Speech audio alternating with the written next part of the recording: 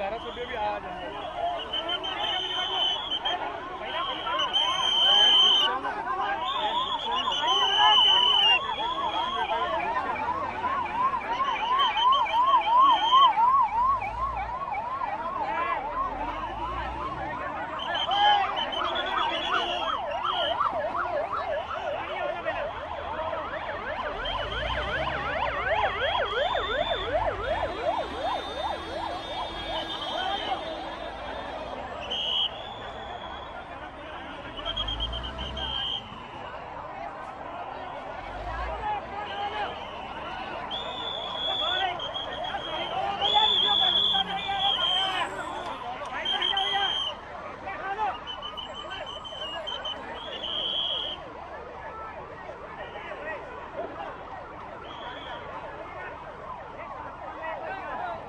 અખંડ ભારત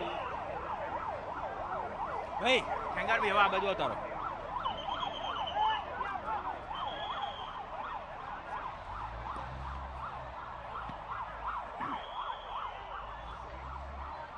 આની પર ચડીને વિઝ્યુઅલ બતાવી દો. ચડી જાઓ ચડી જાઓ.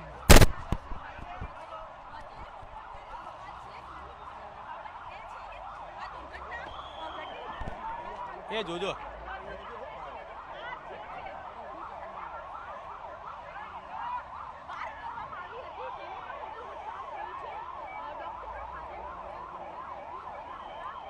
આ ગાડીઓ બી બતાવી દેજો.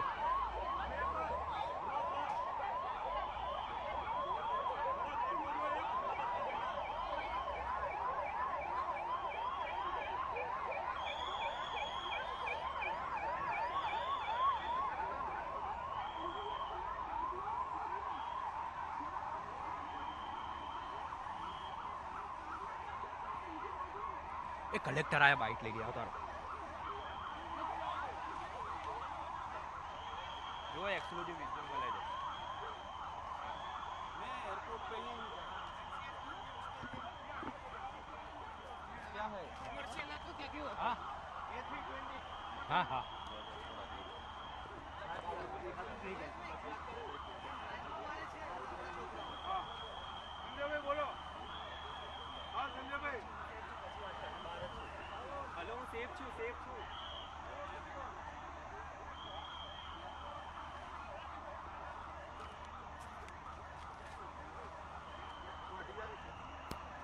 दादा है ना काम करवा दो. ओ मित्र उतर. वो मीडिया वाले उतर. वाले का चढ़ता हूं. लैंड किया. ए गंगार भाई ए उतरी जाओ આપણે. એ બીજી એ રહેવા દો વિઝ્યુઅલ લાઈવ. હેલો એ હા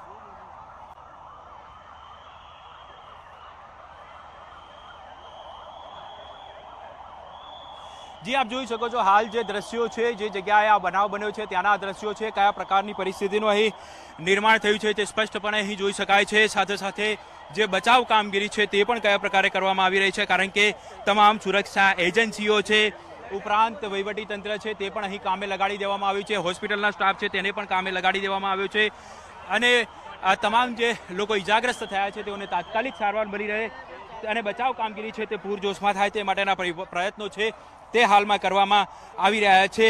કલેક્ટર, પોલીસ કમિશનર સહિતના જે અધિકારીઓ છે તે હાલ અહીં જોવા મળી રહ્યા છે અને તમામ લોકો છે તે હાલમાં કઈ રીતે બચાવ કામગીરી ઓછામાં ઓછા સમયમાં થાય તે માટેના પ્રયત્નો કરવામાં આવી રહ્યા છે. પરંતુ જે પ્રકારની પરિસ્થિતિ છે તે અહીં સ્પષ્ટપણે જોઈ શકાય છે. જે જગ્યાનો બનાવ છે ચારે તરફ માત્ર ને માત્ર ધુમાડો જ જોવા મળી રહ્યો છે. અનેક ગાડીઓ છે, અનેક વાહનો છે તે બળીને ખાખ થઈ ગયા છે અને અનેક 108 છે તે અહીં ખડકી દેવામાં આવી છે, કારણ કે જે લોકો ઈજાગ્રસ્તો હોય છે તે તમામને અહીંથી તાત્કાલિક રીતે સારવાર મળી રહે તે માટેના પ્રયત્નો છે તે હાલમાં કરવામાં આવી રહ્યા છે. પરંતુ જે ભયાનક દ્રશ્યો છે તે આપ અહીં જોઈ શકો છો. ફાયર બ્રિગેડનો મોટાભાગનો સ્ટાફ, તમામ જે ફાયર બ્રિગેડો છે તે પણ અહીં ખડકી દેવામાં આવી છે અને ચારે તરફથી પાણીમારો કરવામાં આવી રહ્યો છે, કારણ કે ધુમાડાનું પ્રમાણ પણ અહીં પુષ્કળ પ્રમાણમાં જોવા મળી રહ્યું છે. આ જે જગ્યા છે તે અહીંયા જ આ બનાવ બન્યો હતો.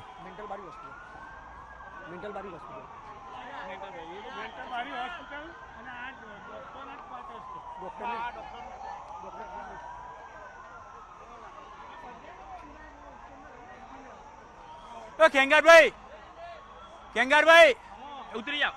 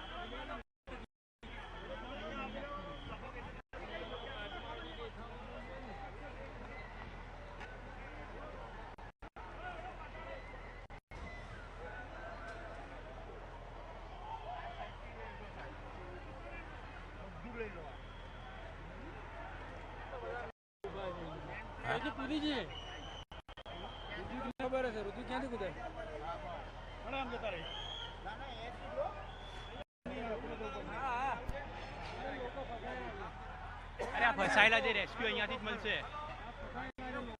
5મા માળે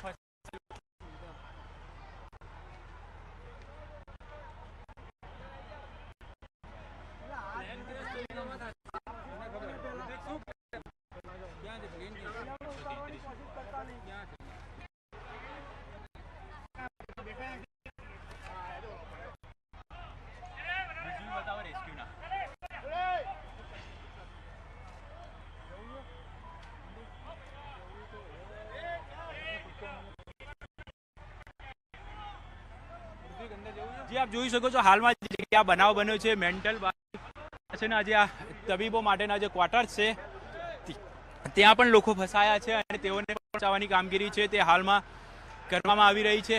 હાઇડ્રોલિક પ્લેટફોર્મ છે તે લગાવવામાં આવી રહ્યું છે, કારણ કે ક્યાંક ને ક્યાંક એવી શક્યતા છે. આપ જે દ્રશ્ય જોઈ રહ્યા છો તો ફ્લેટમાં અનેક લોકો ફસાયા હોવાની માહિતી મળી રહી છે અને તેઓને હાલ બહાર કાઢવાની કામગીરી છે તે કરવામાં આવી રહી છે, કારણ કે જે ધુમાડો છે તે ચારે તરફ પ્રસરાઈ ગયો છે અને તેને કારણે સફોકેશન પણ વધારે પ્રમાણમાં થઈ રહ્યું છે. એટલે કોઈપણ પ્રકારનો અનિચ્છનીય બનાવ ન બને તેની તકેદારીના ભાગરૂપે ફાયર બ્રિગેડની ટીમ છે તે અહીં જોવા મળી રહ્યું છે. અને આપ જોઈ શકો છો હાલમાં જે પ્લેટફોર્મ, હાઇડ્રોલિક પ્લેટફોર્મ માટેની જે સીડીઓ હોય છે તે સીડીઓ લગાવવામાં આવી રહી છે અને જે લોકો ઉપર ફસાયા છે તેઓને નીચે ઉતારવા માટેની કામગીરી છે તે કરવામાં આવી છે. પૂર જોશ છે અંદર અહીં બચાવ કામગીરી પણ કરવામાં આવી રહી છે. એટલે કહી શકાય તો CISF છે, ઉપરાંત ફાયર બ્રિગેડ, પોલીસ તંત્ર, જિલ્લા વહીવટી તંત્ર, આ તમામ લોકોનો સ્ટાફ છે તે હાલ અહીં કામે લગાડી દેવામાં આવ્યો છે અને બચાવ કામગીરી છે તે પૂરજોશની અંદર હાલમાં કરવામાં આવી રહી છે. કોઈપણ પ્રકારની જાનહાનિ ન થાય તે માટેની તકેદારી છે તે હાલમાં તંત્ર દ્વારા રાખવામાં આવી રહી છે. અને આપ જોઈ શકો છો હાલમાં ચારે તરફ પુષ્કળ પ્રમાણમાં ધુમાડો પણ મળી રહ્યો છે અને ક્યાંક ને ક્યાંક આ ધુમાડો છે તે બચાવ કામગીરીમાં અડચણરૂપ બની લાગી રહ્યું છે, એટલે તેને પણ ઠારવવા માટે કામગીરી છે તે ફાયર બ્રિગેડ દ્વારા કરવામાં આવી રહી છે. અને જોઈ શકો છો જે સીડીઓ હાલમાં ફાયર બ્રિગેડ દ્વારા લગાવવામાં આવી છે અને જે ઉપરના માળે ફસાયેલા લોકો છે, કારણ કે આ જે ક્વાર્ટર્સ છે તે તબીબો માટેના ક્વાર્ટર્સ હોવાનું જાણવા મળી રહ્યું છે. મેઘાણીનગર મેન્ટલ બારી પાસેનો આ બનાવ હતો અને જે લોકો ફસાયેલા છે તેઓને ઉતારવા માટેની કામગીરી તે હાલ ફાયર બ્રિગેડ દ્વારા કરવામાં આવી રહી છે. જી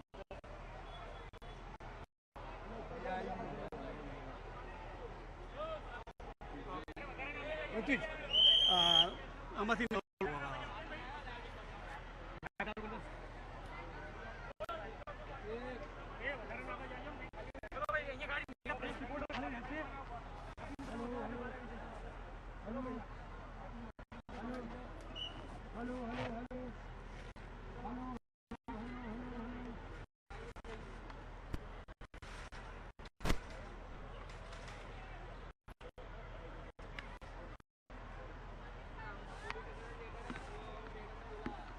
પબ્લિક તો નથી. હા બ્લોકમાં પબ્લિક છે. લઈ લઈએ 2 મિનિટ મારા રેસ્ક્યુના વિઝ્યુઅલ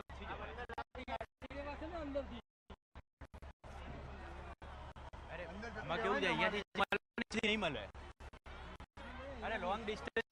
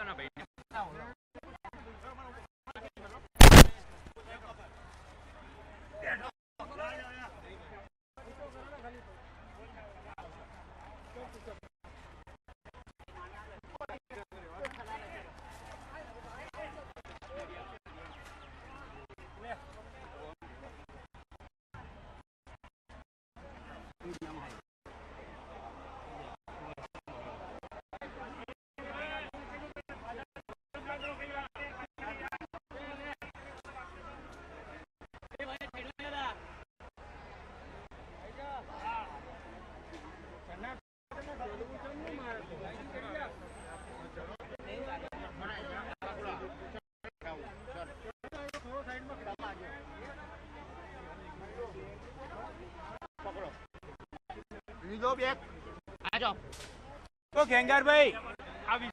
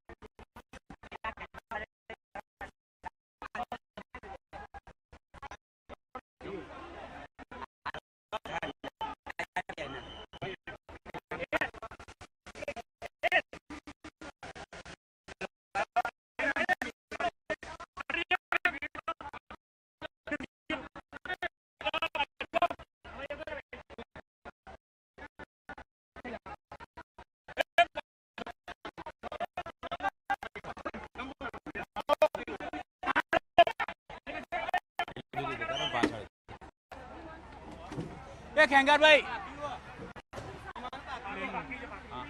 અરે આ લઈ લો વિઝ્યુઅલ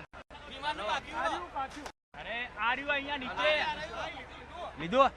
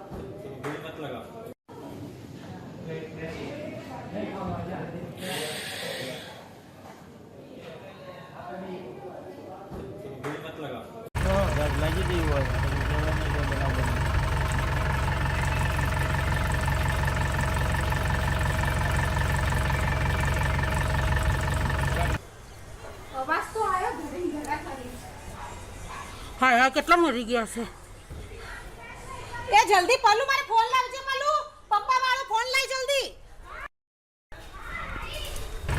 લાગી ગઈ હોય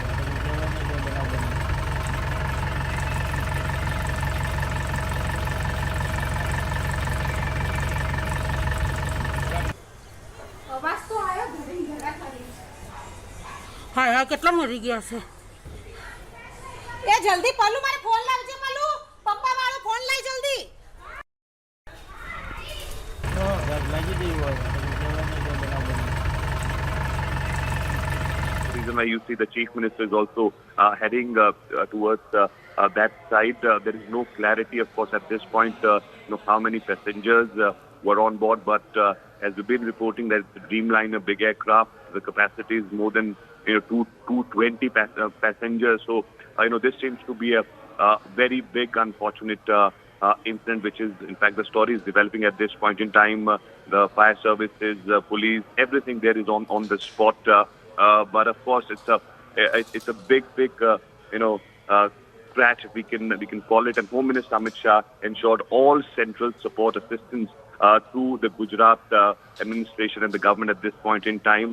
And in fact, we are also told that a chief minister and the police commissioner briefed Amit Shah about this entire incident. But still, we are waiting for some sort of a confirmation coming from either the government, Gujarat government side, or from the Air India's side. But as reports are suggesting that it was a big aircraft, the Dreamliner, and the capacity is above 200. So this could potentially be a huge loss. But of course, we'll have to see as and when the official confirmation comes from the Air India side. Right, Arun, you are mentioning that state has assured all central assistance, of course, in the face of this massive tragedy. We are also now learning, Arun, that the Aviation Minister Ram Mohan Naidu is heading to Ahmedabad very quickly. He is, in fact, rushed from Vijayawada after learning of this tragedy. So all of these developments are constantly happening in the face of this massive tragedy that we are seeing come out of Ahmedabad in Gujarat.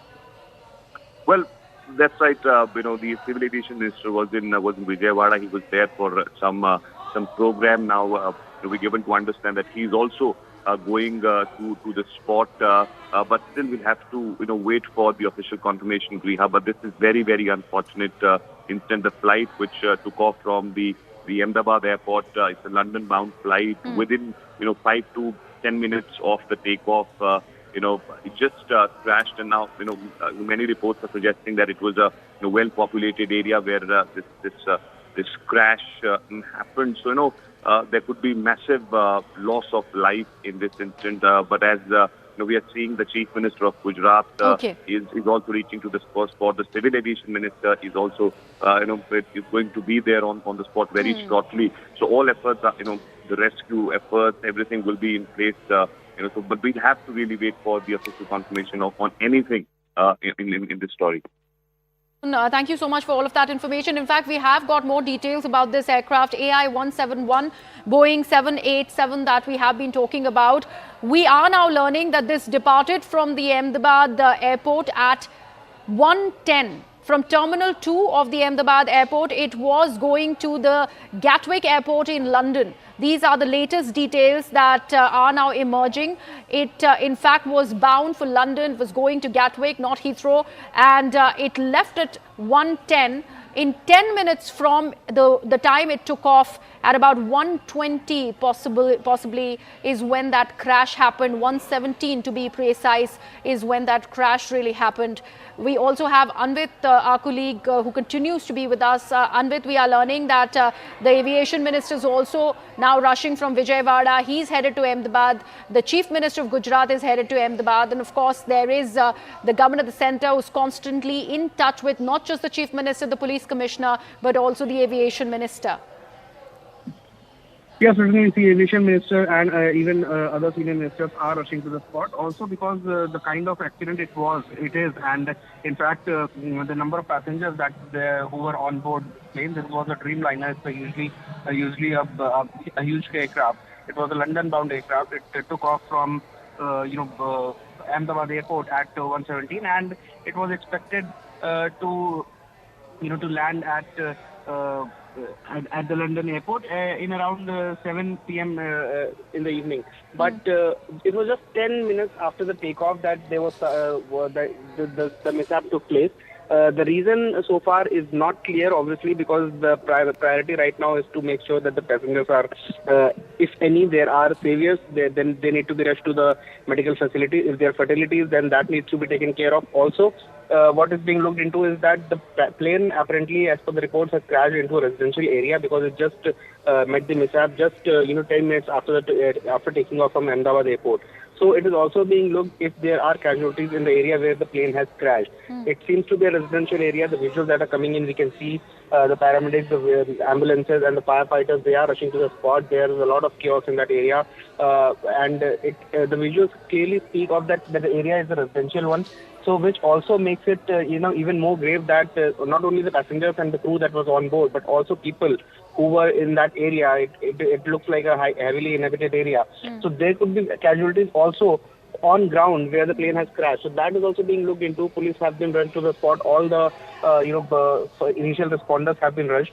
But the priority right now is to make sure that there is a tweet by Air India that has now come. Let me put that out for our viewers. Flight AI171, this is what Air India is officially now confirming, operating Ahmedabad, London, Gatwick, was involved in an incident today, 12th of June 2025. At this moment, we are ascertaining the details and will share further updates at the earliest. This is the official words so far from Air India, Anvit. They have just put out this tweet on the social media platform X, but they are still not talking about any number of people on board. What we have managed to ascertain so far that this was going to the Gatwick airport in London. It took off at about 1:10 p.m. is what we are learning, Anvit. So all of these details are emerging.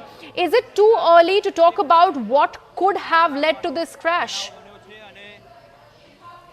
See, right now also the priority of the first responders and the authorities are to make sure that how many passengers were on board, how many of them are safe, if any, how many have sustained grievous injuries, and if there are fatalities, then that needs to be taken care of. Only after that and the site is cleared, then there is a separate committee that is called the Air Investigations, Aircraft Accident Investigation Bureau.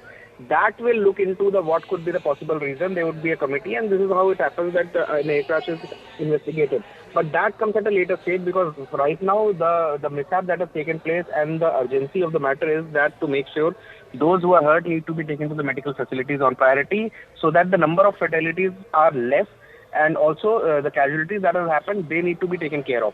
Right now the focus is that for all the departments, be it the disaster management, from fire safety to firefighters to the police and the paramedics and ambulances, they have all been rushed to the spot. They are managing the situation right now, but the visuals are really scary. The kind of crash it was, it's a huge aircraft. It has a capacity of at least 250 people on board. We are fearing that there were at least 220 to 240 people on board. And right, Anvit, and we are just putting out those fresh images that we have managed to, in fact, source. We also have Rajiv Pathak. Rajiv, these images where we see this Dreamliner crashing into a residential building. More details about this, please, Rajiv. Yeah, what we can confirmly say right now is that it was an Air India flight going from Ahmedabad to London that has crashed immediately after taking off. The plane took off around 1:38 p.m. At that time around, it took off, and then it has crashed into a residential building. Building was not occupied right now. It was being constructed for the doctors of the civil hospital, but it was empty right now. People were not staying there, but it was a densely populated area, and that...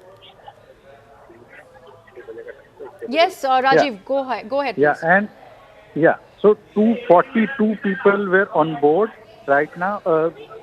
What we have got information from our sources in airport, 242 people, including crew members and passengers, were on board. High casualty is feared. So far, around 25 passengers have been shifted to civil hospital. Fire brigade and other agencies, they are trying to help as much people as they can to provide medical facilities there. In civil hospital is a nearby hospital, Ahmedabad Civil Hospital. It is Asia's biggest hospital. That is the nearby hospital in Ahmedabad. So they are bringing whatever survivors they can find to the civil hospital for their treatment. So far, Air India has confirmed that it was AI-171 flight. And what we have learned from our sources in airport is that the flight was scheduled to take off at around 1:10 p.m. But it was a little late and it took off around 1:38 p.m. And immediately after taking off, it crashed into the nearby building right outside the airport. And right, Rajiv, can we look for one more confirmation from you, because we are learning of these details that are emerging that 25 passengers so far have been shifted to the nearby hospital. Can we confirm that these were passengers on board that ill-fated aircraft, or they could be also civilians on ground?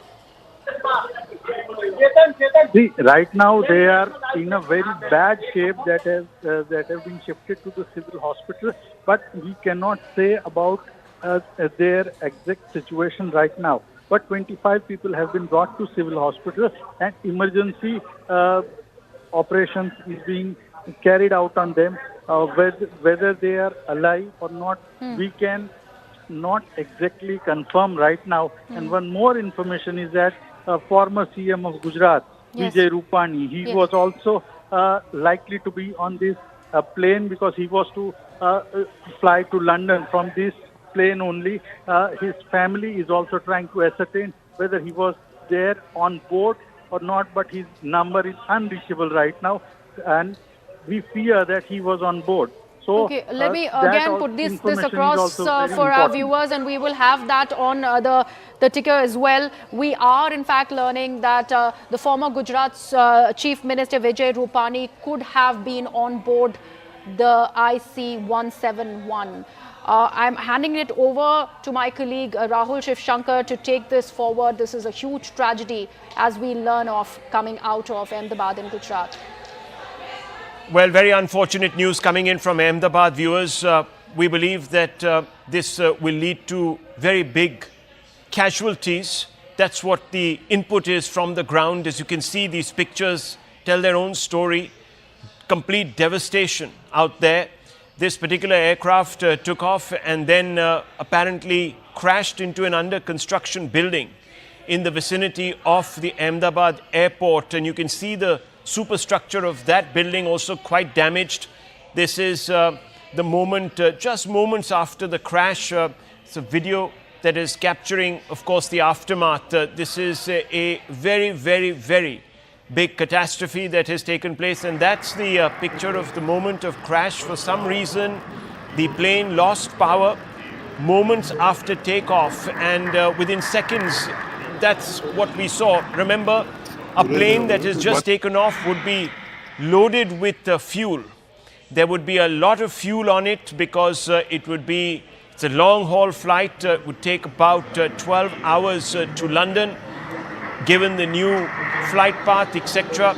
As a result of which you see that huge ball of fire erupting into the sky. Griha, these pictures, obviously very disturbing. We don't have updates as of now on who might have been lucky enough to survive this.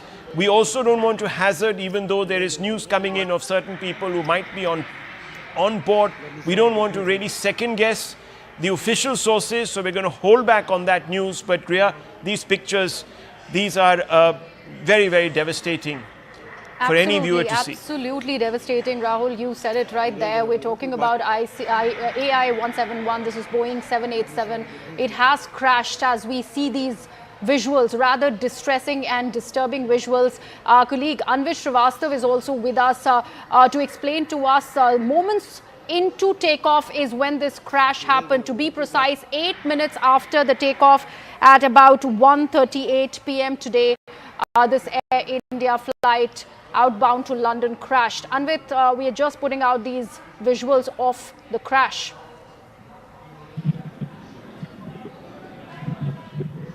Yeah, see, these are latest visuals that have come in, and it clearly shows the aircraft, in the moment that it met with the mishap, and we can see that it is flying over a residential area. A lot of residential buildings are underneath the flight path, and what we are also learning is that the mayday call was given by the air traffic control, but the aircraft did not respond. The visuals clearly show us how the aircraft is lowering its flight path, and this is above a residential area, which is also why it is a grave concern. Not just the people who were on board, at least 242 people who were on board along with the crew, not just them, but also there could be fatalities from on ground. And soon as in this visual, soon as the aircraft goes down, it can be seen that it went up in flames. Which is also again indicative of the fact that there could be less chances of survival. But yes, agencies are on ground. They're confirming that if there is any person who has survived, they must be rushed immediately without any delay to medical facilities, and to ensure that those who can be who the lives that can be saved. That is the focus right now of the paramedics as well as the first responders who are on ground. But other than that, we are also getting information that the Civil Aviation Minister Rammohan Naidu, he is rushing to the site. Also, he is also leaving for Ahmedabad, and then we are also finding out that the police and other basic first responders, they have also been rushed, including disaster management, the police, the paramedics, ambulances, and other stakeholders as well. However, so far there's an official statement that has come out, Griya. Let me just very quickly update you on that. This is what we're being told, and I'm quoting it exactly. Accident to MS Air India B787 aircraft VTANB, which is a call sign on 12/6/2024 at Ahmedabad. On 12th June 2025, MS Air India B787 aircraft VTANB, while operating flight A1171 from Ahmedabad to Gatwick Airport, has crashed immediately after takeoff from Ahmedabad. There were 242 persons on board the aircraft, consisting of 2 pilots and 10 cabin crew. The aircraft was under the command of Captain Sumit Sabharwal, with First Officer Clive Kundar. Captain Sumit Sabharwal is a LTC with 8,200 hours of experience. The co-pilot had 1,100 hours of flying experience. As per ATC, aircraft departed from Ahmedabad at 13:39 IST from runway 23, gave a mayday call to ATC. So there was a mayday call, Griha, that was issued, but thereafter no response was given by the aircraft to the calls made by ATC. Aircraft immediately after departure from runway 23 fell on ground outside the airport perimeter. Heavy black smoke was seen coming from the accident site. So this is the latest that has come through. The registration of this aircraft, the call sign was VTANB AI171, operating from Ahmedabad to Gatwick. This crashed immediately after takeoff. What we now can confirm is that there were 242 passengers on board, including 2 pilots, 10 cabin crew, and 230 passengers. The flight crew, the captain Sumit Sabharwal, who had 8,200 hours of flying experience, a very, very experienced flying officer. The first officer, Clive Kundar, had 1,100 hours of flying experience. It made a mayday call, but after that, no contact was establishable with this craft. And you see those pictures, devastating, heart-sinking moment there, live. Griya. Absolutely, and the building as well, Rahul, I believe this is the building where the plane crashed into, the under construction building that was meant for doctors to reside at. This is where the plane crashed into, and our colleague from News 18 Gujarat, Rajiv Pathak, has constantly been mentioning on how densely populated this area is. And from these visuals where we see minutes into takeoff, the plane crashes and it is being caught on film, we do see where it has landed. This is flying right above the civilian areas where you can see houses, terraces of residential buildings, and then it eventually goes and hits another residential building possibly under construction, and we're also putting out those details. Anvit, our colleague, was just mentioning about that Mayday call. Rahul, we also have an official word from the Aviation Minister Ram Mohan Naidu. He in fact has put out this tweet that he's shocked and devastated to learn about the flight crash in Ahmedabad. He in fact has quickly rushed from Vijayawada, where he was at, to Ahmedabad to in fact be there in the face of this massive tragedy. We're also in fact learning that 3 National Disaster Response Force teams comprising of 90 personnel have moved from Gandhinagar to the crash site. A total of 3 more teams are being moved from Vadodara, we are told, and also there is that DGCA statement that Rahul was just mentioning about, where they have given all of those details. If we once again give our viewers a recap, this is today at 1:39 p.m. is when the crash took place. This is Air India B787 AI171 Air India Dreamliner. It was operating from Ahmedabad. It was going to Gatwick in London. This crash immediately happened after 8 minutes of takeoff.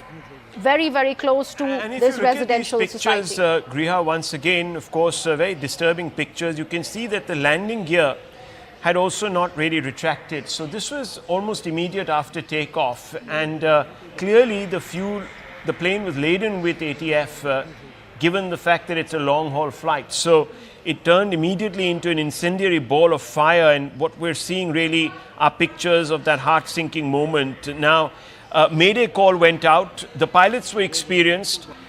Clearly, they knew that something had gone wrong there. The problem was, of course, the reaction time. When you've just taken off, the flight is the most vulnerable at that moment.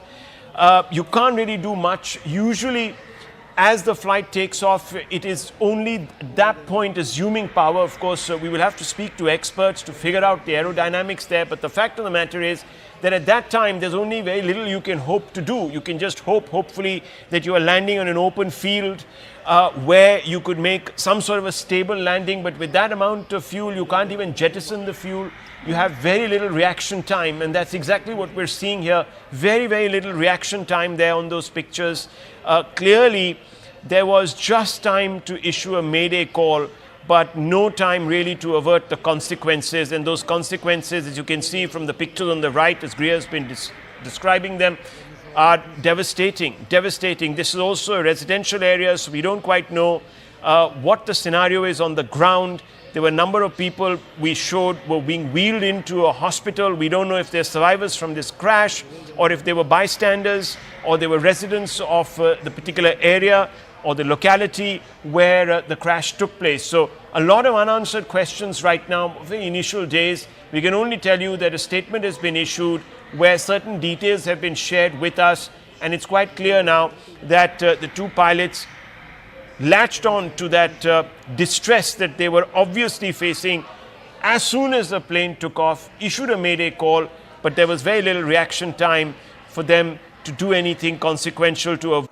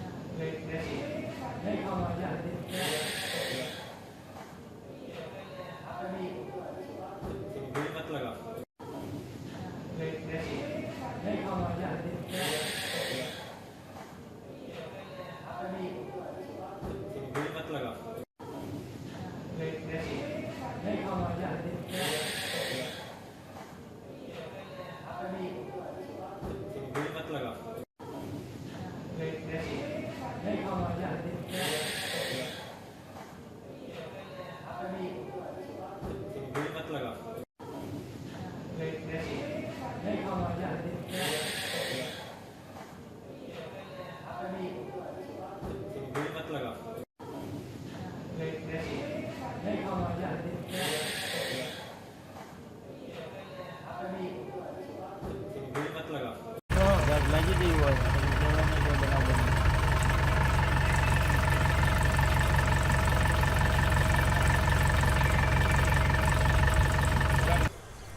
અવાજ તો આવ્યો ઘરે ઘરા ખાલી હા હા કેટલા મરી ગયા છે એ જલ્દી પલ્લુ મારે ફોન લાવજે પલ્લુ પપ્પા વાળો ફોન લઈ જલ્દી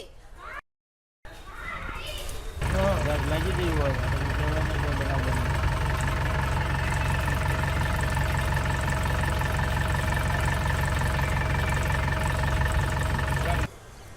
અવાજ તો આવ્યો ઘરે ઘરા ખાલી હા હા કેટલા મરી ગયા છે એ જલ્દી પલ્લુ મારે ફોન લાવજે પલ્લુ પપ્પા વાળો ફોન લઈ જલ્દી લાગી ગઈ હોય જવાને કોઈ બનાવ બને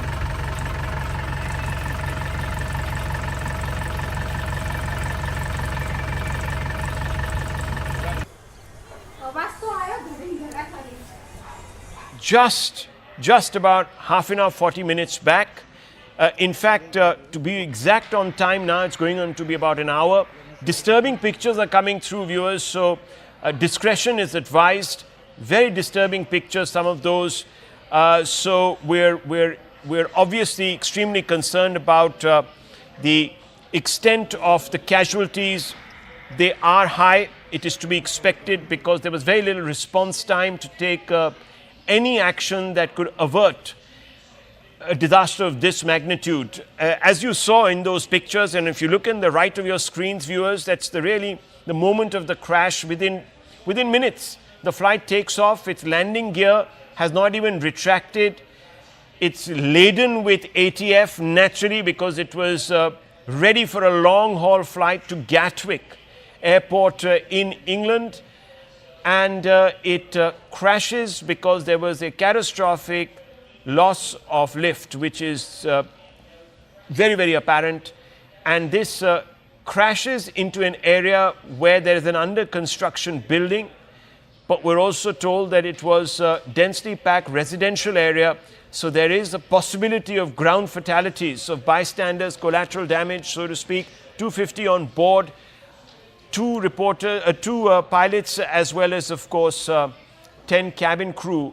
We're also told that former Gujarat Chief Minister, Mr. Rupani, was also on this flight. We don't know the status of his condition right now. We will get updates and we will report to you. Anvit is here with us. Anvit, what can you tell us? Take us through some of these pictures. Rahul, see, the latest video that we are seeing, that in which this Dreamliner that was London bound could clearly be seen that how it was lowering its flight path, and it clearly can be seen in the visual that it is flying over a residential area, an area heavily inhabited outside of Ahmedabad airport. And there were, in fact, the visuals that have come in from ground also shows how locals have gathered around the crash site. A lot of people are there. The first responders have also reached, the police, the disaster management authorities, and the paramedics and ambulances are also at the spot.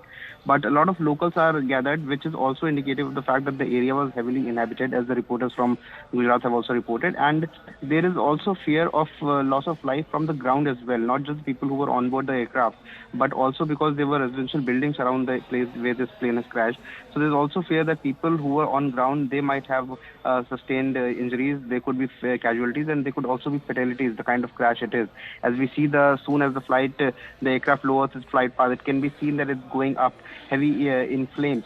So that is also indicative of the fact that the magnitude of this crash was high, and that also lowers the chances of survival of the passengers who were on board, which also is a scary fact that is coming out from this news. But other than that, the details we have managed to gather so far is that it was around 13:39 IST, that is the 1:39 p.m. when this flight had taken off from the airport. And this was a Dreamliner. It was 787, which usually has a capacity of 240 to 250 passengers and crew on board. And what we're learning is that there were at least 242 passengers that were on board. The authorities from safety regulator in India have also confirmed this. And the airline, however, has not come out with the number of fatalities and number of casualties in this manner. But this is confirmed that it was a Dreamliner, a B787, and and it was an AI-71 flight that was operating from Ahmedabad to Gatwick. Also, we are known that the fact that is known to us that there were at least 242 people on board, 10 cabin crew included, and 2 the pilots that were on board. Also, we are learning that there was a mayday call that was made by the crew and by the pilots of the to the ATC, to the Ahmedabad ATC, and when the ATC tried to get back in touch with the pilots, there was no response, because probably, like you earlier also mentioned, there was a very short response time, as we also can see in the visuals, that the plane was flying low at the time. It had only been 10 minutes that the flight had taken off. So the plane was still flying low, and we can only see its flight path going down over the residential area when it goes up in flames.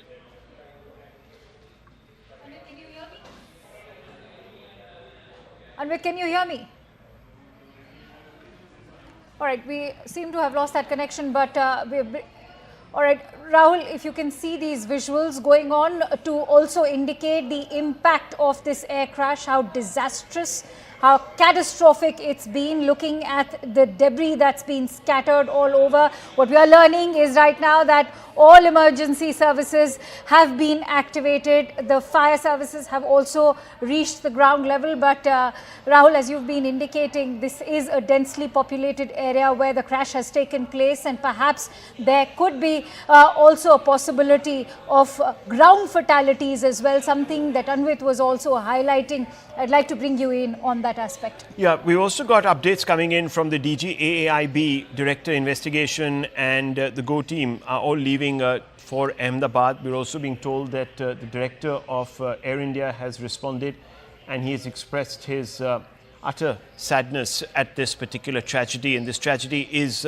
of particularly large magnitude, viewers, because there was very little reaction time. The plane took off, and immediately after taking off, it most likely experienced a loss of lift. Why it did so, we don't know. But you can see the landing gear had still not been retracted, so the plane had just about crossed the perimeter wall of the airport when it found that it was losing power, and it crashed to the ground laden with fuel. There wasn't even time to jettison the fuel load.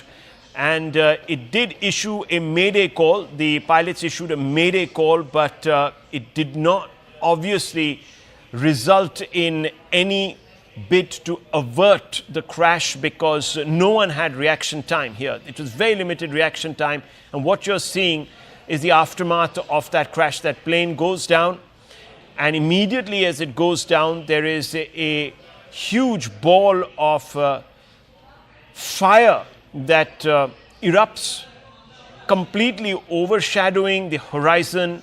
And you can see a number of those chawls, a number of very densely packed residential areas are right under the flight path of this plane. So we're expecting news of collateral damage on the ground. We also have no updates. We have no updates really, viewers, on the casualty figures, but we are being told that 250 passengers in total were on board, including 2 pilots who had a lot of experience between them. Anvit, what are the details that you're getting now about who was aboard this flight, the pilots who were in charge of this flight? See, if we talk about the people who were on board, starting with the captain of the flight, the Captain Sumit Sabarwal was handling the flight. He was an experienced pilot with more than 8,200 hours of flying, and his first officer was Clive Kunda, who also is said to have at least more than 1,100 hours of flying experience. Now, these were the 2 pilots. Other than that, there were 10 cabin crew that was on board the aircraft, and other than that, so in total, there were 242 passengers that were on board this aircraft. Now, this was a London to Ahmedabad to Gatwick flight. We are being told that it was a Dreamliner. It's usually a big aircraft of a capacity of at least handling at least 240 to 250 passengers. And the kind of incident, Rahul, it is, the kind of accident and the visuals that are coming in, they are clearly indicative of the fact that the magnitude of the incident is huge. Not just the people who were on board the aircraft, but also because when we see in the visual that the aircraft's flight path is lowering, the flight is going down instead of taking off. then it clearly suggests that the flight is right above the residential area. In fact, the visuals that have come on from the ground, they also show locals have gathered around the crash site. Other than the first responders, be the police, the ambulances, paramedics, or the disaster management authorities, and the firefighters. Along with that, we can also see hundreds of locals have gathered there because it is a residential area and there are certain, it's a heavily inhabited area, and that is one reason why it is also being feared that there could be casualties from on ground as well, not just the people who were on the aircraft and the way. Just hold your thoughts, Anvit. I just want to quickly update London Gatwick. The airport management has also issued a statement clearly intended, of course, for those who were expecting their loved ones to come to London. As you know, viewers, this is peak holiday season in India, and there would be a lot of flights between India and London, London being one of the favored destinations for Indian passengers. So these pictures, Anvit, a confirmation really of the fact that the flight would have been packed really. This Dreamliner plane, Boeing Airlines in any case has been under a little bit of controversy over the past few years. Anvit, over to you again for updates. And Rahul, also keeping the incident in mind, as a result, this Sardar Vallabhbhai Patel International Airport, that is the Ahmedabad airport, that has also been made non-operational right now. So all the flight operations are temporarily suspended until further notice, and the airport authorities have said that passengers are advised to check their status of flight and with the airlines and check the latest updates before proceeding to the airport. So following this incident, flight AI-171 that had crashed outside Ahmedabad airport, that was bound to London Gatwick, that has crashed, and following that, the airport has shut its operations. Let me also very quickly read out this statement, Anvit, stay on with me. N. Chandrasekharan, Chairman of Air India, has put out a statement saying, with profound sorrow, I confirm that Air India flight AI-171 operating Ahmedabad, London, Gatwick was involved in a tragic accident today. Our thoughts and deepest condolences are with the families and loved ones of all those affected by this devastating event. At this moment, our primary focus is on supporting all the affected people and their families. We're doing everything in our power to assist the emergency response teams at the site and to provide all necessary support and care to those impacted. Further updates will be shared as we receive more verified information.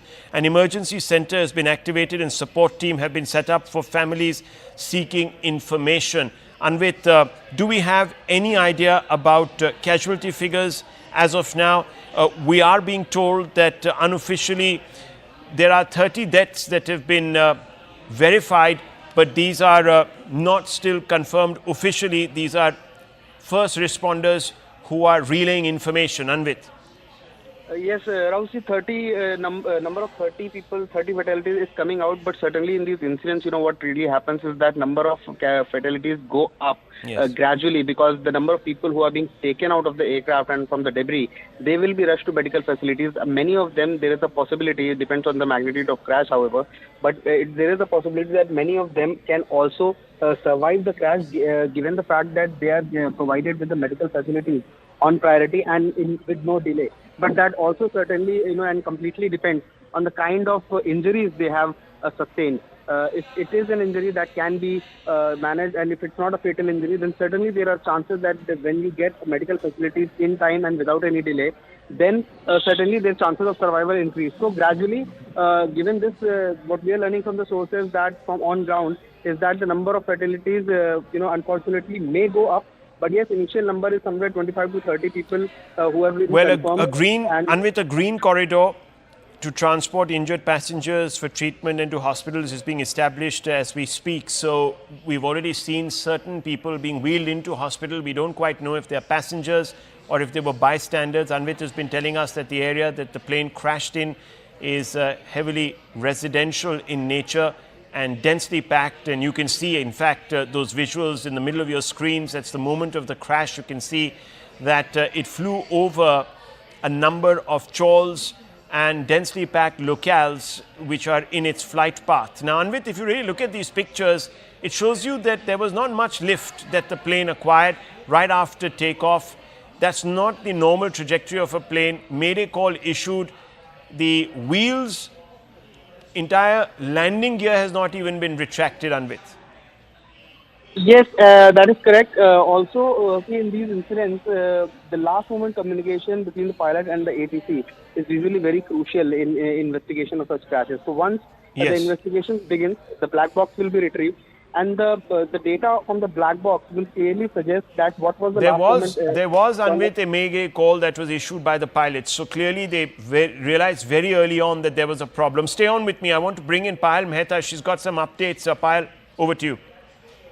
You know, Rahul, what I do understand that both Prime Minister Narendra Modi, Home Minister Amit Shah, and Gujarat CM, Bhupendra Patel have spoken to Ram Mohan Naidu, the Civil Aviation Minister. Ram Mohan Naidu, currently is in Vijayawada, and there is no direct flight to Ahmedabad from there. So he's been flown in a special flight. He's been rushed to Ahmedabad to look into the situation, and he's going to reach there by about 5 p.m. The concerning news that is coming in is, of course, that of Rupani, Vijay Rupani, the former Gujarat Chief Minister, being on board on that flight as well. But what his office currently is telling us, Rahul, is that he's badly injured as well. We'll have to just wait and see for more updates. But most unfortunate scenes coming to the fore, and like you're mentioning, like Anvit is reporting, that the government of the day is very, very concerned about the episode, and they'll get to the bottom of it. Okay. And therefore, the emergency teams have been rushed, and so have the investigation teams have already been rushed. Yes, three national disaster response force teams comprising 90 personnel have been moved, as Payal was saying, from Gandhinagar to the plane crash site. A total of 3 more teams are being moved from Vadodara, according to the NDRF. Let's listen into some reactions that we're picking up from the ground. These are eyewitnesses. Air crash जो भी हुआ, जो उसमें शायद विजय भाई उसमें आज होंगे, ऐसा थोड़ा बहुत न्यूज़ आता है. ये न्यूज़ कंफर्म है या नहीं, it is very difficult to say. So we are highly intense situation कि क्या होगा क्या नहीं होगा. अब प्रेस वाले जो है हम उनसे पूछते हैं कि भाई ऐसा क्या हुआ और कैसे हुआ. यदि आपके पास कोई कंफर्म न्यूज़ है तो आप हमको बताइए. क्या बीजेपी लंदन जाने वाले थे? Well, those were updates coming in on the identity of at least one passenger, former Gujarat Chief Minister, Mr. Vijay Rupani, who's on board. We don't know his condition as of now. We're getting conflicting details really about whether he's injured, but we will update you on all of that. The fact of the matter is, right now, viewers, at 5 minutes past 3 in the afternoon, we have a statement, and that statement seems to suggest the following, and let me read out this statement to you. Flight AI-171 from Ahmedabad to London Gatwick earlier today was involved in a crash shortly after takeoff outside the airport. Those pictures in the middle of your screens tell you exactly what happened, because it captures the moment of the crash. Because of the crash, Sardar Vallabhbhai Patel International Airport, Ahmedabad, is currently not operational. That's the latest detail there. All flight operations are temporarily suspended until further notice. So if you were expecting to travel from that airport, we'd advise you to check with your airline. And of course, people who were expecting to land in a particular space time after taking off from this airport will also be advised to contact their loved ones and relatives and inform them. We're putting out this statement. Passengers are also advised to check with their respective airlines for the latest updates before proceeding to the airport. This is a statement that has been put out by the Sardar Vallabhbhai Patel International Airport spokesperson. We also have some other news coming out that seems to tell us now a little bit more about the scenario on the ground. So this is a report that has been filed. Let's go straight across to it. इस वक्त मैं मौके पर हूँ, ये मेघानी नगर का इलाका है। मैं कैमरामैन को बोलूँगा कि आप देखें कि यहाँ एयर इंडिया की जो टेल है, वो टेल यहाँ पर दिख कर आई है और सामने वहाँ पर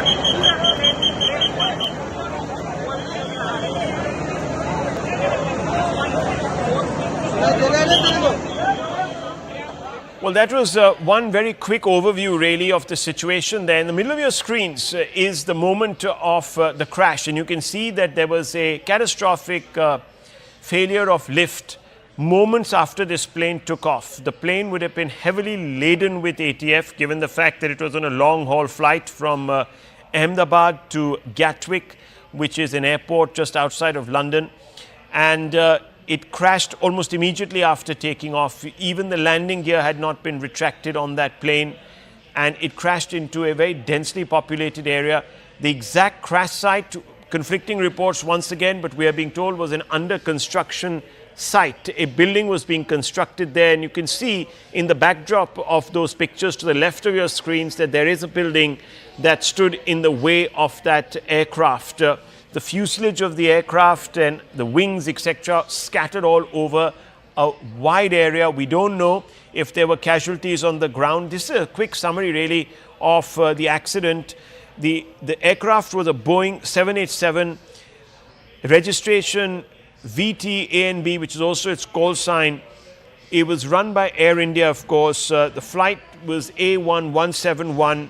It was on its way from Ahmedabad to Gatwick. It had a total of 242 passengers on board, including 2 pilots and a cabin crew of 10. So passengers by themselves were 230, but 2 pilots and a cabin crew of 10. It took off at 13:39.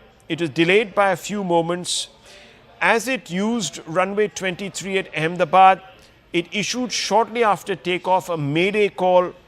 No response after the mayday call, because as you can imagine, there's very little response time for the pilots to take any action to avert a crisis. Let's go straight across to Anvit for more details. What can you tell us, Anvit?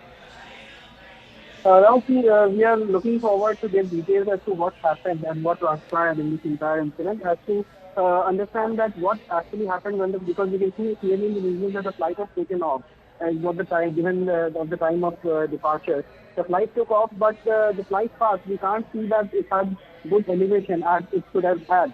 So that also depends on a lot of factors, a lot of technical factors as well. And also the last moment conversation between the pilot and the ATC, that would also have much to reveal, because before the mayday call was made, whether there was any communication, whether the pilot had communicated any flaw or any glitch while they had taken off from Ahmedabad airport. So that will also play an important role, and the retrieval of black box certainly. Well, one quick update. We're being told that the Union Home Minister, Mr. Amit Shah, will be leaving for Ahmedabad. He's expected to take off by 4 p.m. So that's a quick update for you there. Anvit, you were talking a little bit about the on-ground arrangements that are being made now to try and affect some relief. Can you give us more details on that? So I was saying that more technical details are awaited, and that is what will actually give a clear picture as to what happened and what led to this unfortunate incident.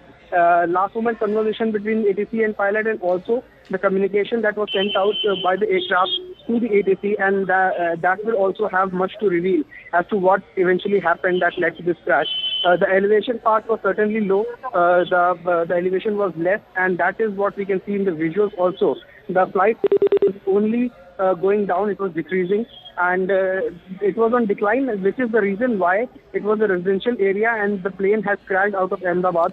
We're getting some details and updates. Anvit, stay on with me from Payal Mehta now on the possibility of the former Chief Minister of Gujarat being on this flight. Payal. You know, Rahul, the passenger list, shows unfortunately Mr. Rupani was on board and is identified as passenger number 12. We've been trying to get in touch with his family and, probably people in his office as well. But we're just given to understand that as of now, they're saying that he's badly injured. We do not know anything for a matter of, confirmation as well. But, when the passenger list was reviewed by our colleagues, including Anvit, it showed very, very clearly that he was on board on that flight. What is really happening to him right now is just a little too early to jump the gun, because obviously we'll have to wait for the confirmation coming in either from the Gujarat government or, from his family as well. But, most unfortunate episode coming to the fore, passengers who were on board to go to London, and frequent passengers go to London at this point in time, from Gujarat in particular. Most unfortunate thing coming to the fore, but the government of India has assured Rahul that they will get to the bottom of this, and of course that's the reason Prime Minister Narendra Modi, Home Minister Amit Shah, and the Gujarat Chief Minister, all three speaking to Civil Aviation Minister Rammohan Naidu. This is going to be one big challenge for him as well in his one year career as a Civil Aviation Minister of the country. He's been rushed in a special flight to Ahmedabad, should be landing there around 5 o'clock, is what we were given to understand. But all rescue teams have been mobilized. and he's also made sure that the investigating teams are also mobilized and sent ASAP to Ahmedabad to figure out what really is happening. Meanwhile, the civil department of the Gujarat government have also been on task. I'm very, very sure that Harsh Sanghvi, the Home Minister of the state, is already on the job as well. The Home Minister, Mr. Amit Shah, has also spoken to multiple people, including having spoken to the Commissioner of Ahmedabad as well. So that she was awaited, but we confirmation on Mr. Rupani coming in either from the Gujarat government, yes, or his family, and we should not really speculate at this point in time about anything. Well, Payal, the Director General of the Aircraft Accident Investigation Bureau, the AAIB, with the team leaving for Ahmedabad for investigation. This is also something that we're learning from our sources at the Ministry of Civil Aviation. So clearly, in the first few hours, there has to be a thorough investigation from the ground, collecting of evidence, etc., etc. And just one hopes that the scene of the crash is not compromised. There are, of course, pictures coming in to the left and to the right of your screens of the aftermath, the devastating aftermath. In the middle of your screens, viewers, is the moment of the crash, and you can see that there was very little reaction time. Now, Payal, in a situation like this, what is the protocol that is usually followed in government? Will there be immediate meetings to determine the next steps? What exactly is on the cards? There will be immediate meeting that's going to be there, and of course the Civil Aviation Ministry will do its own probe. Yes. And like you mentioned, that probe teams have been rushed as well. Okay, we're also being told, hold your thoughts, Payal, just hold your thoughts. I want to go straight across to Arunima for an update on the Union Home Minister Amit Shah. Yes, Arunima. Yes, as the Home Minister Amit Shah is just flying off to Ahmedabad. He is the local member of parliament as well. And this is coming at a time when people are still speculating. These are just speculation. Nobody is confirming it as yet. But there are speculations whether this was an accident or whether this was an act of sabotage. So since he is also the Union Home Minister, both in his dual role as the Home Minister and the local Member of Parliament, and somebody who knows Gujarat like nobody else does, he's already spoken to the Chief Minister, and his presence there is aimed to aid rescue and relief efforts. From the central government side, if anything that the state government requires to retrieve the situation, if there are any survivors, if they need any medical aid, if they need to be flown out of Ahmedabad, taken to Bombay, taken to Delhi, whatever needs to be done, I think the best man is being put on the job by the Prime Minister. The local Member of Parliament, the Union Home Minister rushing to Ahmedabad, should be flying off within the hour is what we are told. Yes, we're also being told, of course, and I just reported this, the Director General of the Aircraft Accident Investigation Bureau with his team is leaving for Ahmedabad for an investigation. This is according to Ministry of Civil Aviation sources, because viewers, in the right aftermath of a crash, you need to sanitize and in some ways or the other ensure that the scene of the accident is, or the crash is not compromised, because there's important, very important details that emerge from there. I want to go straight across to Griha, who has a list of the passengers aboard. Our prayers, of course, with each one of them. Griha. Distressing times, Rahul. We are only, our heart goes out for any family members who possibly are watching this. This is the list that has been, in fact, put out. It has been released, and there you can see passenger number 12. There has the former Chief Minister of Gujarat, Mr. Vijay. Crash हो गई है, जिसमें preliminary हमें पता चला है कि 223 जितने पैसेंजर थे यहाँ पे जिस बिल्डिंग के ऊपर गिरी है वो डॉक्टर्स का हॉस्टल है। इंसिडेंट बनने के विदिन 2-3 मिनट्स में पुलिस, बाकी सभी बॉडियाँ, सिविल एडमिनिस्ट्रेशन, कॉर्पोरेशन वगैरह सभी लोग आ गए थे। फायर फाइटर वगैरह स्थल पे हाजिर है। लोगों को बचाने की और रेस्क्यू करने की कार्रवाई जारी है। ऑलमोस्ट 70 से 80% एरिया हमने क्लीन कर लिया, बाकी आने समय में हम लोग क्लियर कर लेंगे। मैं सभी मीडिया के मित्रों से रिक्वेस्ट करता हूं, सभी हमसे सहयोग करें। जितनी पुलिस और उसके अलावा जितनी भी agency, army, BSF, CISF, corporation, collector office के सभी स्टाफ सभी यहाँ काम में लगे हुए हैं। प्लीज़ हमसे सहयोग करिए और थोड़ी सी हमारे लिए जगह बना के रखिए ताकि हम एम्बुलेंस को ग्रीन कॉरिडोर बना के हॉस्पिटल तक पहुँचा सकें। Thank you. We're talking about the passenger list that has been accessed by CNN News 18. We are only hoping that the family members, you are not watching, but this is the list that has been released. Here you can see passenger number 12, if we can close in on this particular list, has the former Gujarat Chief Minister Vijay Rupani's name on it. It says boarded. He in fact was very much there on that flight. We do not have any details as of now from his office about Mr. Rupani's whereabouts, so we don't want to in fact draw anything up for conjecture, but this is what we are in fact seeing through this particular list that is out. Let me also give you a lowdown on the kind of people, the nationalities that they belong to, or the people, the 242 people who were on board this ill-fated flight. We are learning through this particular list, and there are nationalities here, Rahul, where we learn of many people, not just Indians, but also from Britain who were on board. They had the British passport, so about 52 British individuals were on board this aircraft. Also one Portuguese from this list that we learn of, and the rest were Indian. So this is what this list in fact lays bare. The number of passengers who have boarded, several of them also children. That's how distressing this is, because we are talking about 242 in this case, and also a statement there, confirmation that Gujarat, the former Gujarat Chief Minister Vijay Rupani had boarded this particular flight. Very, very unfortunate scenes, viewers. To the left is a flight manifesto, at least parts of it, and you can see that this was a flight that was carrying a large number of citizens from different parts of the world, including British citizens there. You can see Griya just talked us through some of those people. Let's go straight across to Yesha for more details. Yesha, what can you tell us? We know that this flight has crashed moments after it took off. We're being told that it crashed into a doctor's hostel. Absolutely. In fact, this very flight that we speak of was an Air India flight from Ahmedabad headed towards London. It was involved in a crash shortly after the takeoff.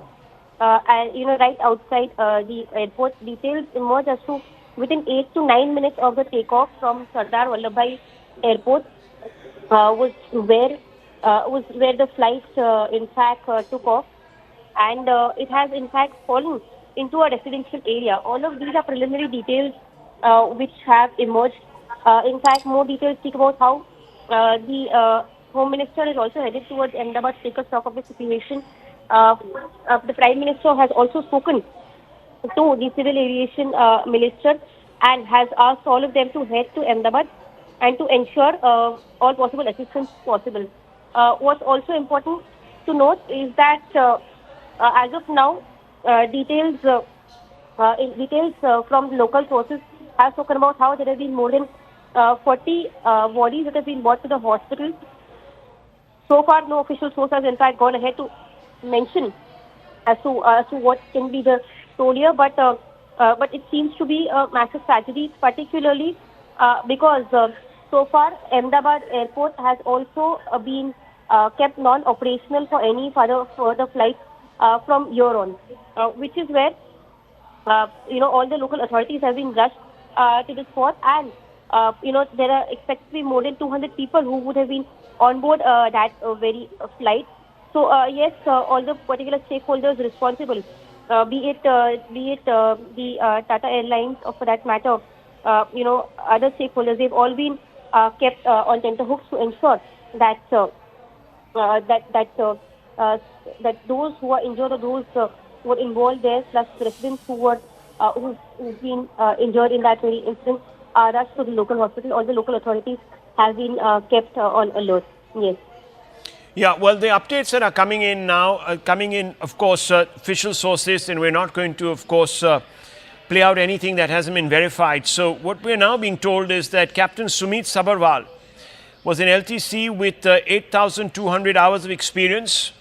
The co-pilot had 1,100 hours of flying experience. As per ATC, the aircraft departed from Ahmedabad at 13:39 Indian Standard Time, or 8:09 UTC, from runway 23, and most importantly gave a mayday call to the ATC, but thereafter no response was given by the aircraft to the calls made by the ATC. So viewers, very little response time there.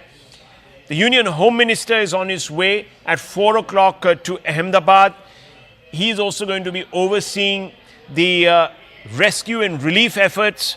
We know that this plane crashed almost within minutes of takeoff. You can see that it was reduced to a ball of flames, towering ball of flames. And I want to go across to Mr. Martin, Mark Martin, who's a technical expert, for more on this. Mr. Martin, catastrophic loss of lift, it would appear. Even the landing gear had not retracted. What do you make of the incident? Mr. Martin, can you hear me? Yes. Hi. Good afternoon. Thanks for having me. Well, from what we know, I think it's very, very initial, and I don't believe it's right that we speculate on this. But I think from what we know so far, this guy had about 254 passengers on board. The 787 capacity is 265, so it is almost a full aircraft. He was full with fuel and cargo.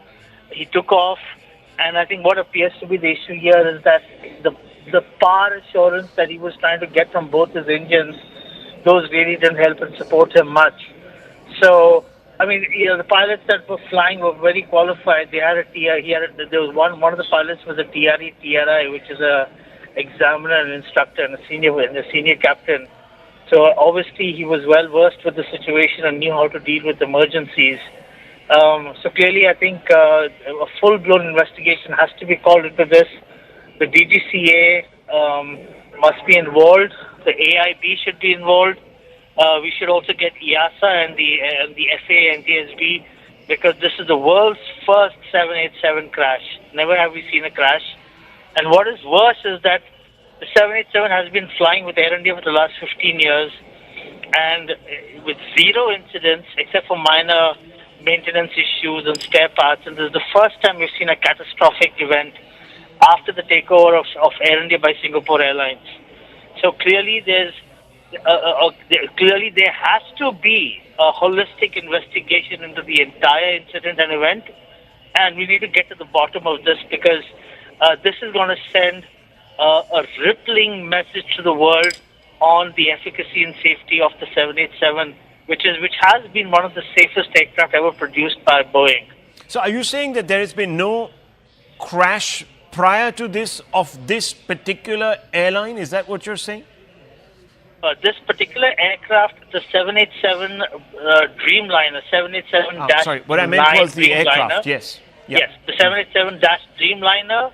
This aircraft, there has never been a crash ever. Even when this aircraft was operated by Air India and the Government of India management, the 787 performed beautifully for Air India, because Air India was the launch customer for the 787, and it had error-free flying.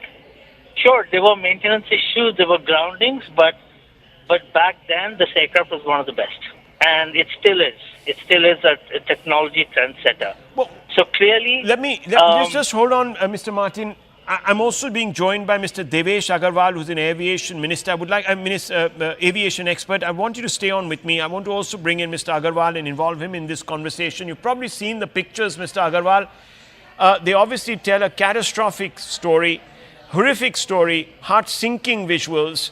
Moments after takeoff, the plane loses what appears to be power and crashes into a very densely packed residential / habitated area right outside the perimeter of the airport. What do you make of this? What's your assessment, preliminary assessment? Let me first preface by offering my deepest condolences to the families of the bereaved, and my prayers that they find survivors. In fact, my cousin sister works in the civil hospital where the aircraft crashed. She was unable to talk because there was quite some smoke. She was telling me that there is a student hostel immediately adjacent to the building in which the aircraft crashed, and there are students who are not accounted for. So again, prayers that they have not been victims of this crash and they may have just stepped out of the building. So that is where I'm going to preface it. I was listening to what Mark was saying. Yes, this is the first quote-unquote accident.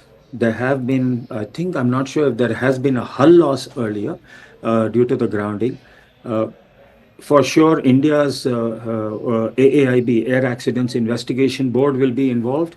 And from the United States, you will get the NTSB, because it is the aircraft is made in the United States. I don't see EASA playing any role because they are the European regulator. Definitely, there will be representatives from Boeing and from GE, because this was a Gen X engine. The launch customer was All Nippon Airways I forget the exact date, but they used the Rolls-Royce engine on their 787s.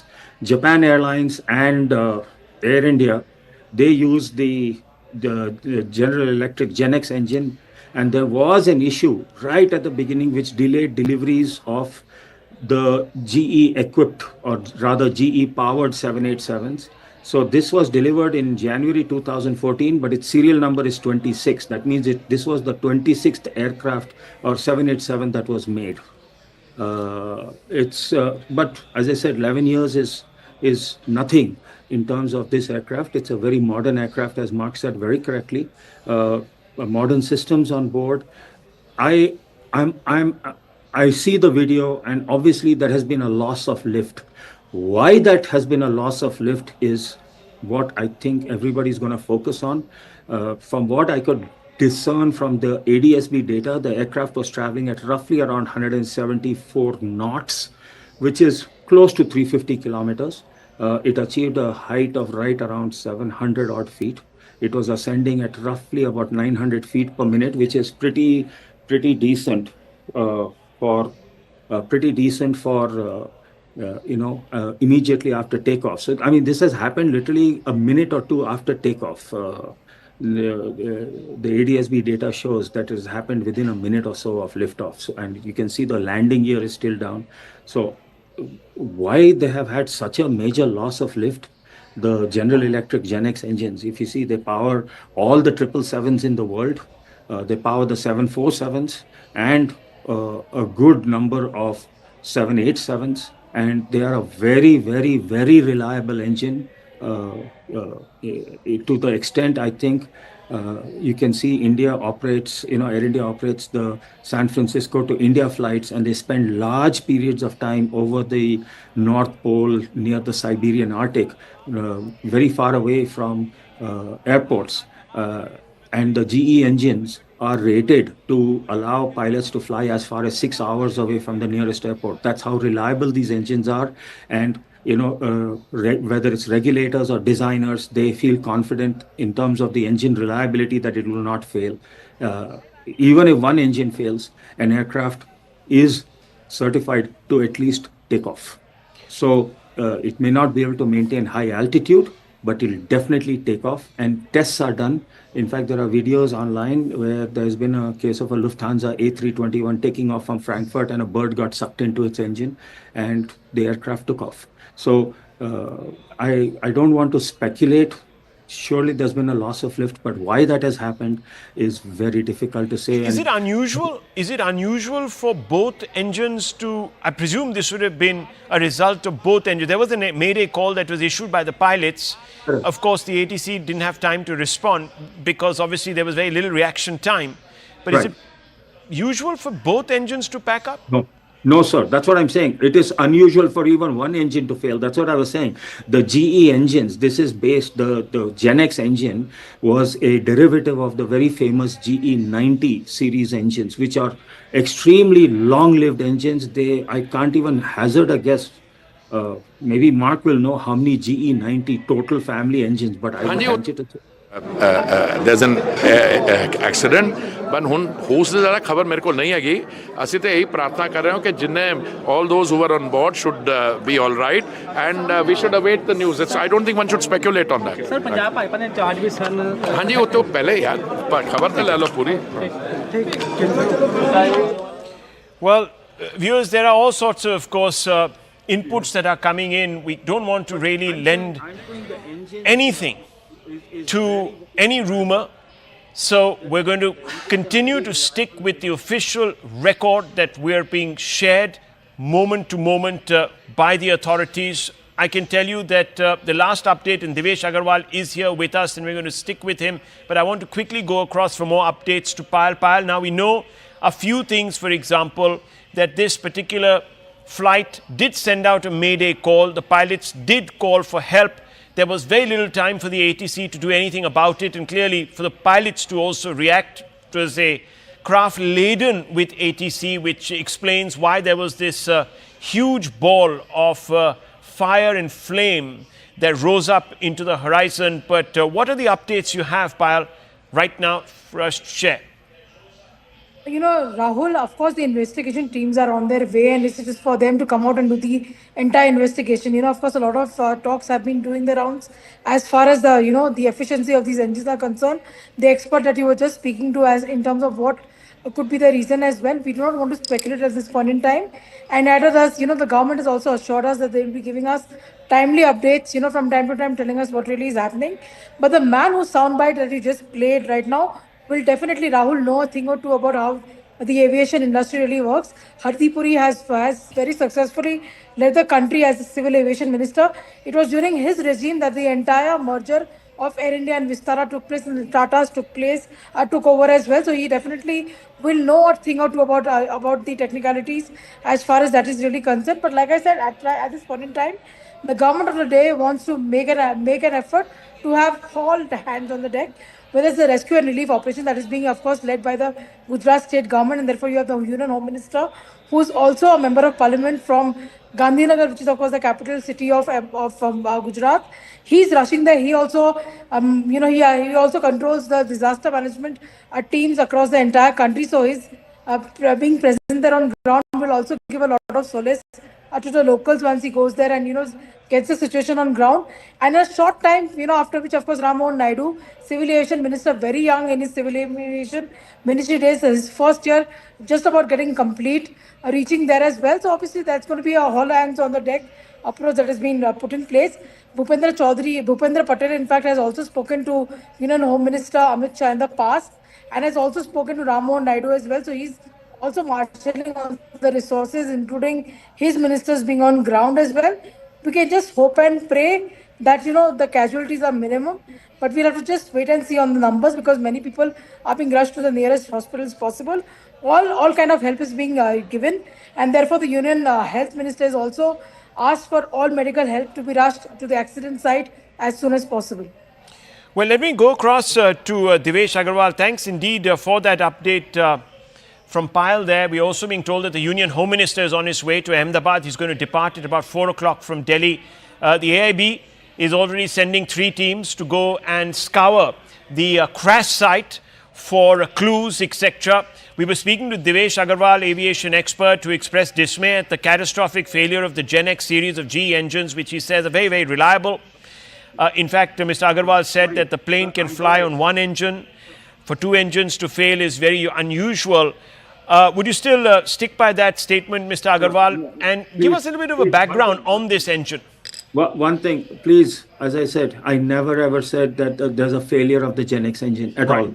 I said there is a loss. From the video, we can make out that there is a loss of lift on the aircraft. Okay. Why that has happened is obviously going to be determined by the accident investigators.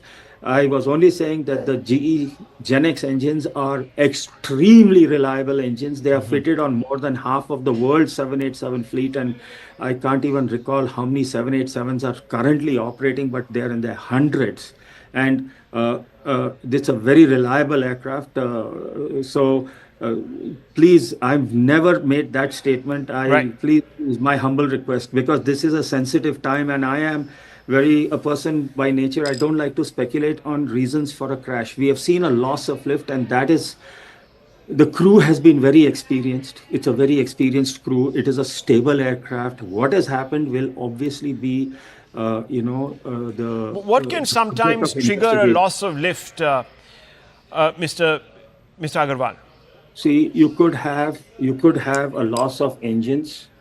You could have, and why did those engines lose the power? Is it a bird strike, or is it possible that you get what is called a microburst wind shear?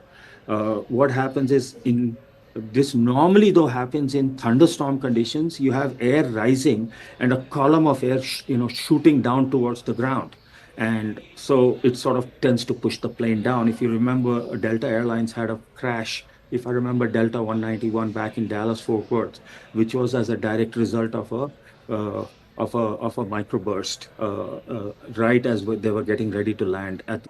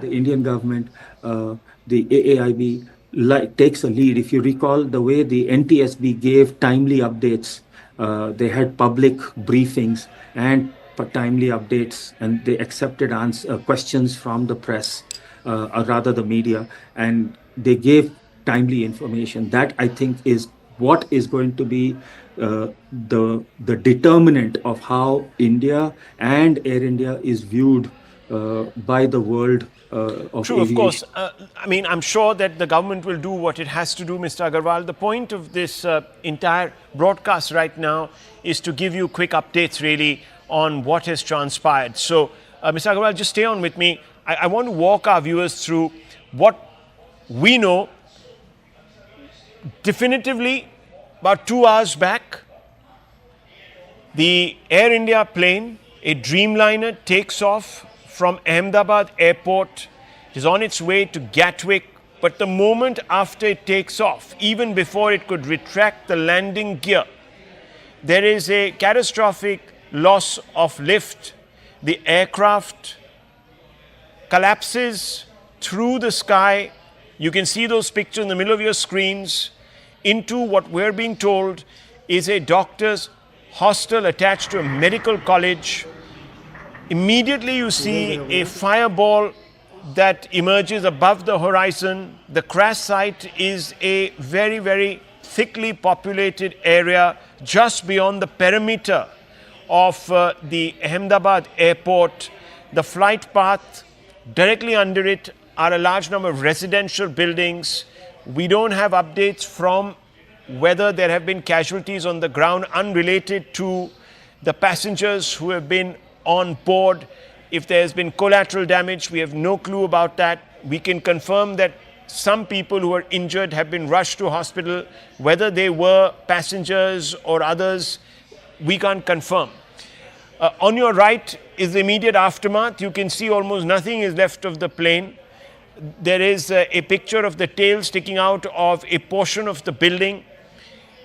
What we can tell you is that the two pilots were very, very experienced and that they had issued a mayday call. Why this particular flight lost lift, we don't know. Nothing on record as of now. I want us to go straight across and listen into this soundbite from the local police authorities. Let's go straight across to that. Incident बनने के within 2-3 minutes में police, बाकी सभी बॉडियां, civil administration, corporation वगैरह सभी लोग आ गए थे। फायर फाइटर वगैरह स्थल पे हाजिर है। लोगों को बचाने की और रेस्क्यू करने की कार्रवाई जारी है। ऑलमोस्ट 70 से 80% एरिया हमने क्लीन कर लिया, बाकी आने समय में हम लोग क्लियर कर लेंगे। मैं सभी मीडिया के मित्रों से रिक्वेस्ट करता हूँ, सभी हमसे सहयोग करें, जितनी पुलिस, उसके अलावा जितनी भी agency, army, BSF, CISF, corporation, collector office के सभी स्टाफ, सभी यहाँ काम में लगे हुए हैं। प्लीज़ हमसे सहयोग करिए और थोड़ी सी हमारे लिए जगह बना के रखिए ताकि हम एम्बुलेंस को ग्रीन कॉरिडोर बना के हॉस्पिटल तक पहुँचा सकें। Thank you.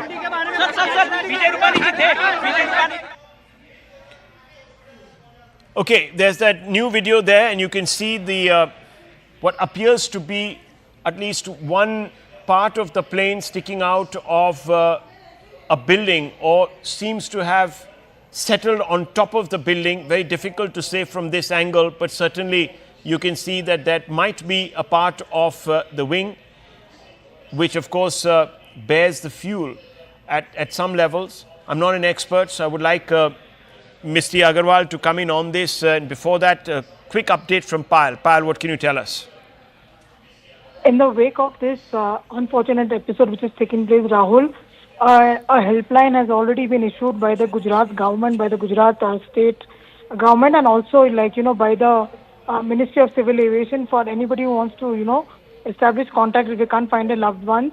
That is something which is being done. The government of the day is committed, like I said, to the well-being of every individual, and therefore the officials over there requesting, like you just played out the soundbite, requesting everybody not to crowd the streets, not to come to the accident site, but allow a green corridor so that anybody who needs to be rushed for medical help can be done at the earliest as well.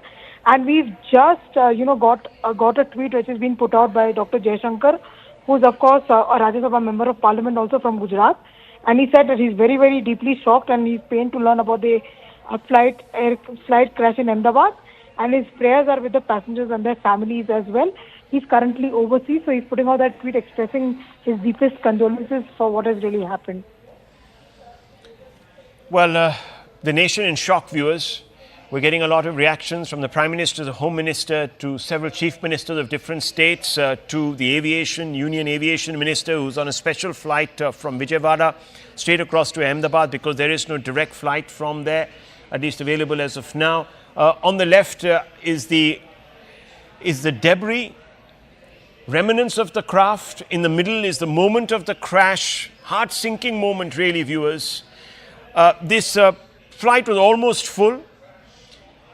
It had 142 passengers aboard it, two very experienced pilots who were in control and command, and they issued a mayday call. Even before the ATC could respond, this plane goes up in flames. It crashes into a hostel, attached to a medical facility where doctors are in residence. We don't know whether they were in residence at that time, how many other people on the ground in this very densely packed crash site area have been affected. To the right, you can see that the obvious aftermath suggests that this was a very, very catastrophic result. Let me go across to Devesh Agarwal, Sanjay Leza, aviation expert, also there with us. Devesh Agarwal, a quick update from you on your take, and I also want to bring in right after that Mr. Sanjay Leza. Yes. So basically, just to let you know, the world's most popular wide-body aircraft till date was the Boeing 777, and they had delivered a little over 1,500. In case of the 787, they have already delivered around 1,200 aircraft, and they have orders for at least another 1,000 plus aircraft. So it shows you how popular this aircraft is, how reliable this aircraft is. This is the first fatal accident of a 787, whether of the Dash 8, which is the earliest version, the Dash 9, which is what Vistara has, and the Dash 10, which of course no Indian airline has ordered, but it is used a lot by British Airways, United Airlines, and others. The crew, as you just rightly pointed out, very experienced crew, and Air India has traditionally had a history of the engineering on their aircraft has always been good. We hear about, the interior of the aircraft, but the airworthiness of the aircraft has never been in question at Air India. That is something that airline has a legacy of, and it is a very proud and, strong legacy and a history at that airline that the aircraft are safe. So why that loss of lift has occurred, that is where it's going to be, I think that's where the investigation is going to focus.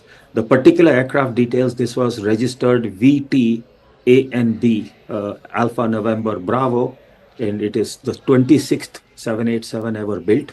It was delivered to Air India in the middle of January 2014. Well, thank you, Mr. Agarwal, for that input and for that very quick assessment. Of course, lots of details expected, so this story will be updated.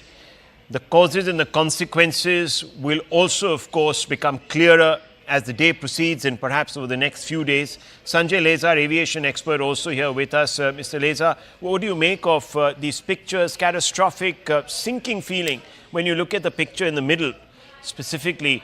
But aside from that, a very, very, very unfortunate happenstance. Not very usual, is it? No, it's a very sad day for aviation in general and Air India in particular and Indian aviation. My heart goes out to many of my former colleagues who've probably on that aircraft as well as in the company. Prayers and thoughts with them.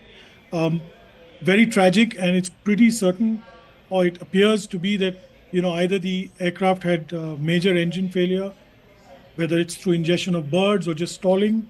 But you can see loss of power and the aircraft dropping, like Devesh was saying earlier. The 787 is one of the most sturdy aircraft which has not had any fatalities or any accidents like this so far in its history. This aircraft is only 11 and a half years old. So again, a very new aircraft. Like he said also, that Air India aircrafts are very well maintained engineering wise. So that should not have been a problem. The pilots were very well experienced, more than 10,000 hours between them. So, really one is left scratching his head, trying to figure out what could have been at the bottom of these two engines failing and the aircraft sinking. Also, it's rammed into a building which is a medical college and a medical college hostel. It was afternoon time, and we believe, the lunch mess must have been full of kids who were studying in that hostel. So I worry about what may have happened over there. Part of the aircraft tail seems to have, been lodged on the roof of that building, and the rest has collapsed beyond that. It's a very, very grim situation. We can see, we've already heard from sources in Ahmedabad that, almost 40 bodies have been recovered. We don't know what's happening so far. I think 11 or 12 were taken to hospital. Whether they have survived or not, we're not certain. We're still in the realm of speculation as far as that is concerned. But it's a black day for aviation in India and the world over, really. Mr. Lezar, from what we gleaned from our short conversation with Mr. Agarwal was that the Dreamliner can fly also on just one engine. So this sort of adds another layer to the fact that there was this catastrophic failure of lift. I don't know if it was engine induced, and neither did he want to actually hazard that guess, but what do you think really happened here? A mayday call was issued, the landing gear hasn't been retracted, so it's very, very early in the flight. How would something like this anomaly, gone undetected? Is it possible? Would checks have been, are checks conducted before a flight takes off for a long haul? What kind of checks are they? Can you just walk us through some of the preparatory procedures? Well, there's no question about checks. Checks are taken whether it's a long haul or a short haul. There are detailed checks that go on by the ground engineers as well as the pilot himself. Either the first officer or the PIC does a walk around. Typically it's the first officer, they check. Systems are checked, so there's absolutely no question of not having been checked.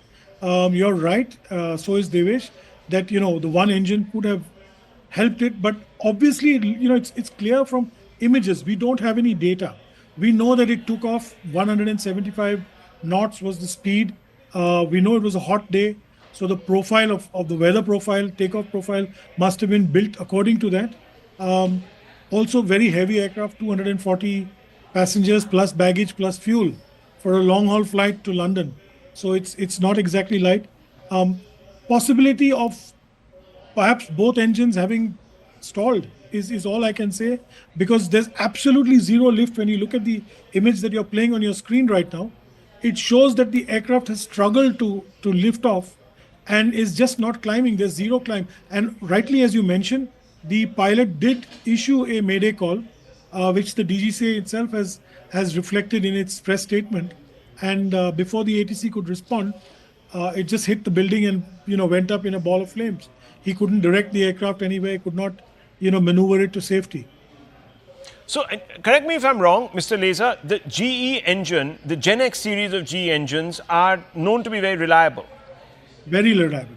They are very reliable and very, very powerful engines. So, I'm only speculating that there were birds that, bird hit that happened. That's about it. I can't think of anything else. This was a major ingestion or, something that caused both engines to stall. Because even in the videos that I've seen, I've not really heard the engines, the togas being introduced or the power of the engines coming into force. So I really can't tell, from this distance, sitting far away as we are, and we really is not fair to speculate beyond that. True.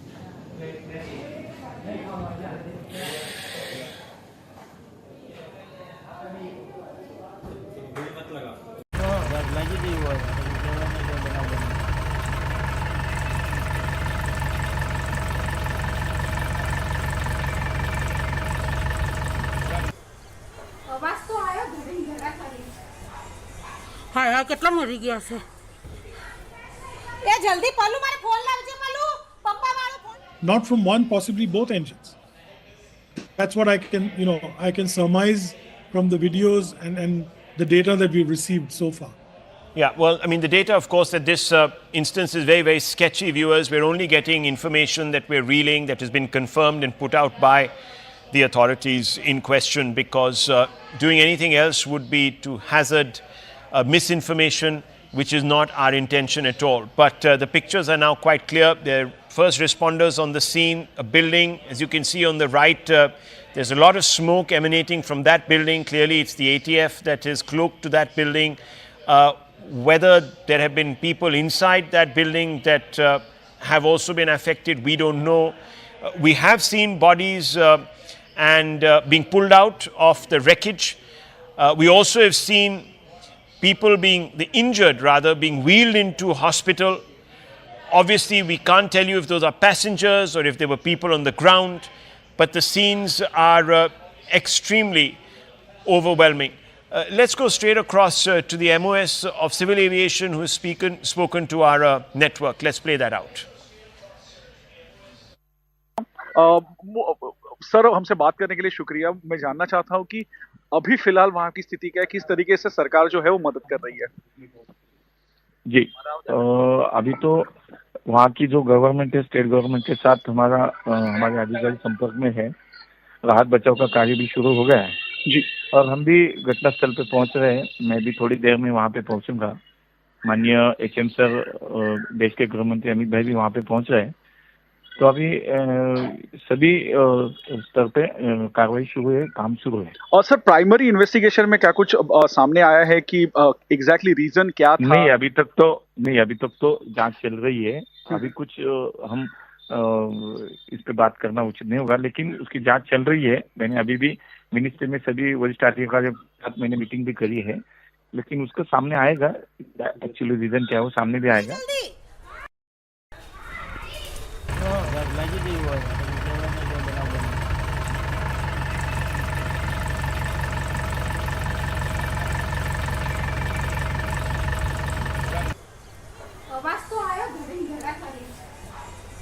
હા કેટલા મરી ગયા છે એ ए जल्दी पल्लू मारे phone लावजे पल्लू पप्पा वाળો phone लाई जल्दी चल रहे हैं सभी जांच भी चल रही है लगी थी वो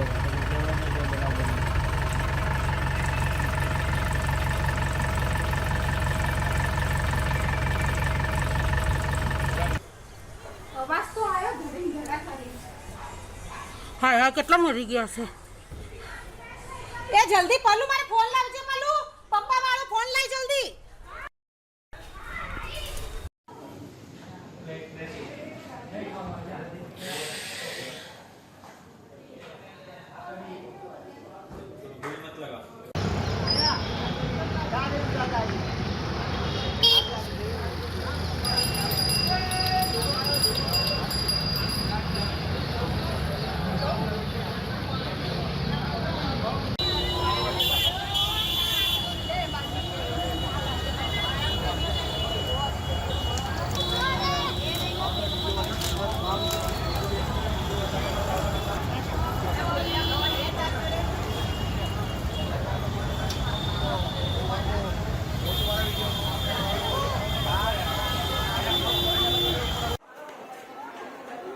.787 has 70,000 on each engine. Now, for an airplane like a 787 to go down in a controlled manner like that, either they've lost both the engines, and Ahmedabad per se always has a lot of birds and vultures over there up to almost 3,000 feet. It's speculation as of now that either both the engines have to have had some kind of bird ingestion or a compressor stall or something like that for the engines to lose power. Otherwise, with just one engine, also the aircraft can climb out at 400 to 500 feet per minute for a aircraft of that size. I just want to understand from you, these bird ingestion issues that you're talking about, how frequent are they? Bird ingestion are infrequent, but there is always that risk, especially in airfields like Ahmedabad and Baroda and some other airfields. Ahmedabad has historically had bird activity in and around the airfield. So I am not saying that it could have been a bird hit, but the fact that the pilots gave a mayday and we see the aircraft climb to max altitude on flight radar close to 625 feet, which would be about 425 feet off the ground. The airfield elevation is about 200 at Ahmedabad. So they did climb to 425 feet. On the aircraft, they could have engaged autopilot, but it appears to be that they've lost power in both the engines for the aeroplane to have come down in a controlled manner like that. Yes. And because most experts like yourself are suggesting that even loss of one engine should not lead to a crash like this, I want to understand from you, if this was, let's say, a bird-related incident, can it take off both? Can it take out both engines like this so quickly after takeoff, within a minute or so? It is possible, ma'am. Like the United aircraft, where Captain Sully Slumberger, went down into the Hudson. It is possible for both the engines to get affected by birds. Okay, and looks like there would have been very little reaction time to control anything. What do you make of the situation the pilots would have faced if this, let's say, both engines went out so quickly after takeoff? The pilots did a fabulous job keeping the wings level to minimize any kind of damage, and the aircraft's gone down in a controlled manner. They probably have done everything possible which they have been trained for a situation like this. But the rest we'll only come to know once more specifics come out from the flight data recorder and cockpit voice recorder. I just want to understand from you also, because you are an expert in this field. Apart from a bird hit, what else can lead to a crash like this so soon after takeoff, where the speculation is that not just one but both engines went out? What else is a plausible reason? I don't see another plausible reasons, ma'am. This has to be loss of both the engines for the aircraft of the magnitude of 787 to go down in this manner. And this is the world's first ever Boeing 787 crash. So that's the track record of this aeroplane. And the pilots are highly experienced, well trained. So the only probable cause would be loss of power on both the engines, just at the time they were getting airborne. And that's extremely rare, isn't it? It's probably 1 in a million kind of scenario. There's probably nothing anyone could have done in this case. If there was no obstacles immediately after takeoff, probably they could have glided down onto the ground to as minimal damage as possible. But with buildings over there, they seem to have landed on top of one of the under construction buildings. We do not know the damage or loss of lives on ground, but more details will be coming out as and when the DGCA Aircraft Accident Investigation Bureau brings out details. Just stay with me. Speaking of those buildings that this plane has crashed into, and I'm sure the pilots would have tried to avoid as much as possible, but it looks like they really couldn't avoid crashing into a building. We have information that the flight has crashed into BJMC, which is a hostel where many MBBS students stay.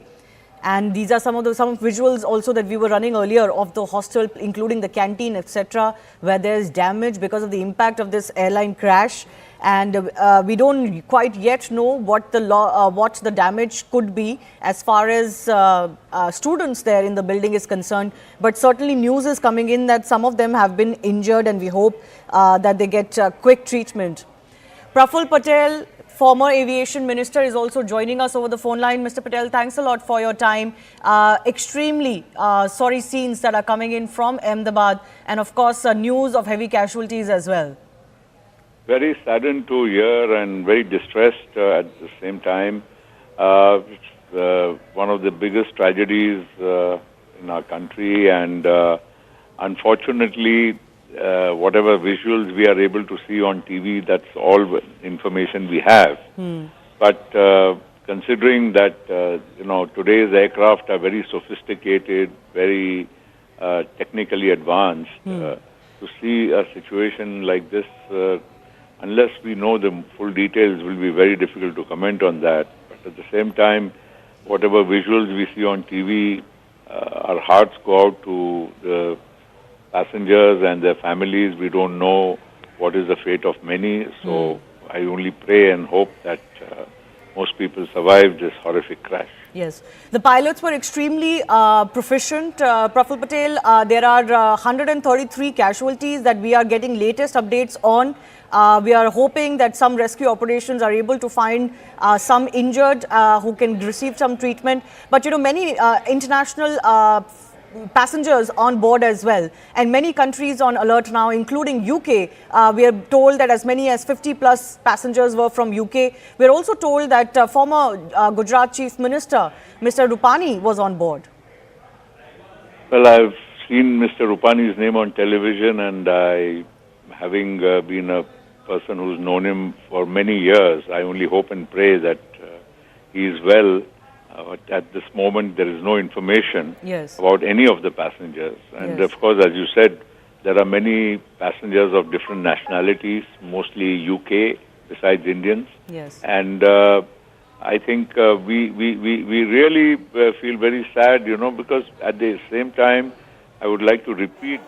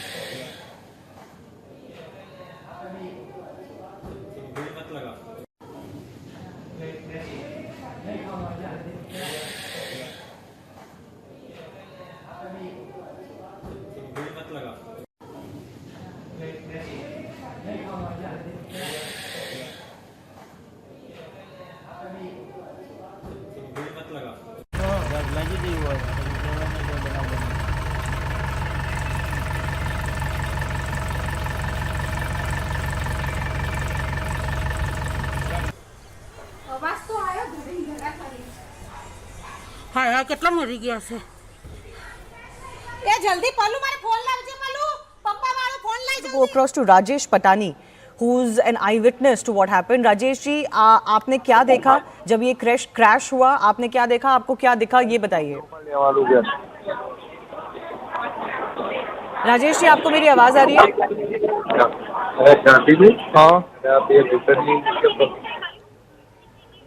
आप crash के वक्त कहाँ थे? आपने क्या देखा? ये बताइए.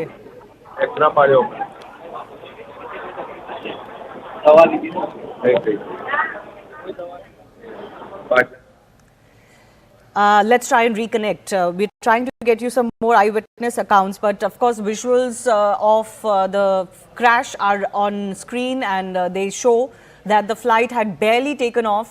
Within less than a minute, of course, this flight has crashed. It seems the pilots have lost all control because they couldn't even deviate the flight from a what seems to be a residential area. There was, in fact, a MBBS students' hostel that has come into the path of this crashing airline. And the aircraft burst into flames immediately upon impact. Those visuals have also been caught by those who were living in the vicinity of the Ahmedabad airport. Captain Kishore Chinta continues to be with us. Captain, I want to understand from you, in such a short span of time, if both engines are lost, how much can captains do? How much can the pilots and the crew do in such a situation? What can they do? There's not much the pilots can do other than look for an area where they can crash land the aircraft in the safest possible manner. So in this case, they barely had any height in hand to change the direction of the aircraft anywhere. See, the most prudent thing they could have done was to keep the wings level and glide into a path which is most safe, which would minimize casualties on impact with the ground, rather than having bank on, wherein the risk of the aircraft cartwheeling and more damage and more casualties. So the pilots probably did the most prudent thing, having probably lost power. Okay, and how does this loss of power really happen? What causes it? Loss of power could be either due to bird ingestion, the engine compressors stalling and not producing any more thrust. It would be really unlikely for engines of such magnitude and to lose power for any other reason for a technical defect just after takeoff. It's unheard of. It's those engines with 70,000 pounds of thrust have been tested multiple times, and one of the safest engines in the aviation world. So nothing else could have caused, in my opinion, the loss of power. So this couldn't have been any kind of technical failure, and the most plausible reason you can think of is bird ingestion, but of the kind which took out both engines. Yes, that's, like I said, we can only speculate as of now. I haven't heard of a technical defect taking out both the engines just after takeoff ever in the aviation history. Right. Certainly what has transpired is shocking everyone. This is already, as experts have told us, the first of its kind crash, including involving a 787 Dreamliner. And the way this crash has transpired, soon after takeoff, within a minute of takeoff at very low altitude, seems to suggest the pilots lost all control. They couldn't even divert the plane to a safer area, and it crashed immediately within a minute of takeoff. What also is concerning is that they seem to have lost all control, so both engines were out. There was a mayday call given, but agencies tell us they didn't really manage to contact this flight after that. So it all points out to things going wrong very, very quickly. Harshit, is Captain Kishore, I'm going to come back to you in just a bit. Harshit is an eyewitness of this crash. Harshit, आप कहाँ थे जब ये crash हुआ और आपने क्या देखा? हम मेस में ही थे जहाँ पे ये प्लेन टकराया था। अच्छा, तो आप स्टूडेंट हैं जो मेस में रहते हैं वहाँ पे हॉस्टल में? हाँ, मैं कॉलेज से लाइब्रेरी से पढ़ के मैं यहाँ पे खाना खाने आया था 2 बजे। तो फिर कैंटीन में भी वहाँ पे क्रैश हुआ प्लेन का पार्ट्स जो आप वहाँ पे खाना खा रहे थे? हाँ, वहाँ पे वो सिर्फ टकराया था, प्लेन आगे क्रैश हुआ था। अच्छा, हमारी बिल्डिंग में सिर्फ टकराया था, इसलिए धमाके की आवाज आई। अच्छा, आपके आसपास कितने लोग थे? कोई इंजर्ड है? इंजर्ड इसमें ऐसा है कि जो बारी के पास खाना खाने बैठे थे उसको थोड़ा वो इंजरी हुई है, बाकी सब ठीक है। अच्छा, कितने बच्चे हैं वहाँ पे? खाना खाने के लिए तो यहाँ पे 50-60 लोग हम आए थे, ऊपर और नीचे दोनों। अच्छा, इंजरी सबको नहीं हुई है। जी जी। और आपके हॉस्टल, आप किस हॉस्टल में रहते हैं और कितने लोग हैं वहाँ पे? हम अतुल्य में 11 में रहते हैं। कितने लोग होंगे पूरे हॉस्टल में? कितने लोग रहते हैं वहाँ पे? हम तो MBBS स्टूडेंट ही वहाँ से 1 से 5 साल तक के सभी बच्चे वहीं पे ही रहते हैं। अच्छा, और वो सब इसी मेस में खाना खाने आते हैं। जी जी जी। और उस वक्त 50-60 बच्चे वहाँ पे थे जिस वक्त ये खाने हाँ, ये खाना खाने का ही टाइम था, इसलिए वो सब वहाँ पे ही थे। जी। आपकी जो बिल्डिंग है उससे ये प्लेन टकराया नहीं है, ये आगे जाके एक बिल्डिंग में क्रैश हुआ है, तो आपको उस बिल्डिंग के बारे में कुछ पता है? क्या हुआ वहाँ पे, क्या देखा आपने? वो अतुल्यम 1, 2 और 3 है, वहाँ पे वो रेसिडेंट डॉक्टर रहते हैं सभी, और ये सब मेडिसिटी के क्वार्टर्स ही है जहाँ पे ये प्लेन हादसा हुआ ना वही। तो जिस बिल्डिंग में क्रैश हुआ वहाँ पे रेसिडेंट डॉक्टर रहते हैं? हाँ। और उस बिल्डिंग में कितना इम्पैक्ट हुआ है, आपको कुछ जानकारी मिल रही है वहाँ पे? ना कोई ना, वो नहीं पता। नहीं पता। जी जी। पर आपका जो हॉस्टल है वहाँ पे सब सेफ है? कुछ लोगों को इंजरी हुई है? हाँ, हॉस्टल से ये मेस थोड़ा 1-2 किलोमीटर दूर है, इसलिए सब बच्चे हॉस्टल से मेस तक चल के खाना खाने जाते हैं, तभी ये सब हुआ। अच्छा, मेस में उस वक्त जो थे वो सेफ हैं, लेकिन हॉस्टल में जाके ये बिल्डिंग में क्रैश हुआ है जहाँ पे रेसिडेंट डॉक्टर्स रहते हैं।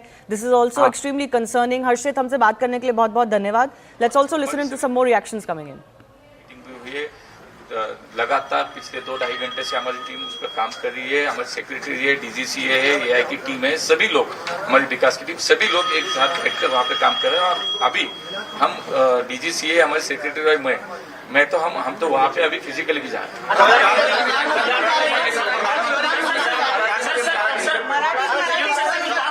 प्रधानमंत्री जी इसका मॉनिटरिंग कर रहे हैं। माननीय प्रधानमंत्री जी ने नायडू जी से, हमारी सभी लोगों से बात भी की है, वो मॉनिटरिंग कर रहे हैं। हमारे होम मिनिस्टर वहाँ पे पहुँच रहे हैं और मुझे लगता है कि सभी स्तर पे ये अभी राहत का कार्य बड़ी इमरजेंसी के लेवल पर शुरू होगा। क्या सभी प्लेन का इंडिया के ऑडिट होगा? नहीं, अभी तो आज मुझे लगता है कि पहली बात तो यह है कि हमें इससे पहले बाहर निकलना है। बाद में सब होगा, उसकी जांच होगी, उस पर रिपोर्ट आएंगे, उस पर असल में क्या रीजन है वो भी सामने आएगा।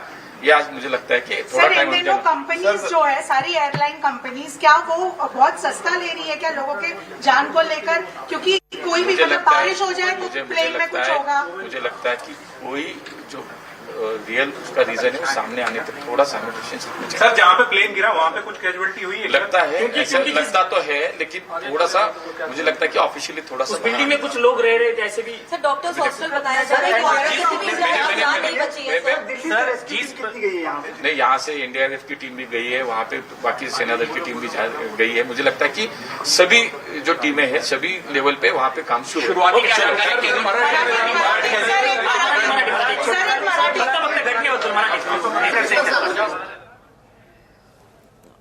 All right. There is, of course, all hands on deck approach as far as the aftermath of this aircraft crash is concerned. Not only are concerned ministers moving to Ahmedabad, Home Minister Amit Shah is also expected to travel to Ahmedabad. Captain Kishore Chinta continues to be with us. This is, of course, a situation that will possibly need a lot of investigation to figure out what exactly happened, because it seems like a crash that hasn't really been seen of this nature and also of this aircraft itself before. So much deep investigation required as far as this case is concerned.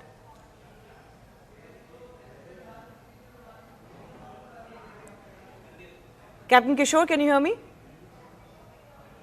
Yes, ma'am.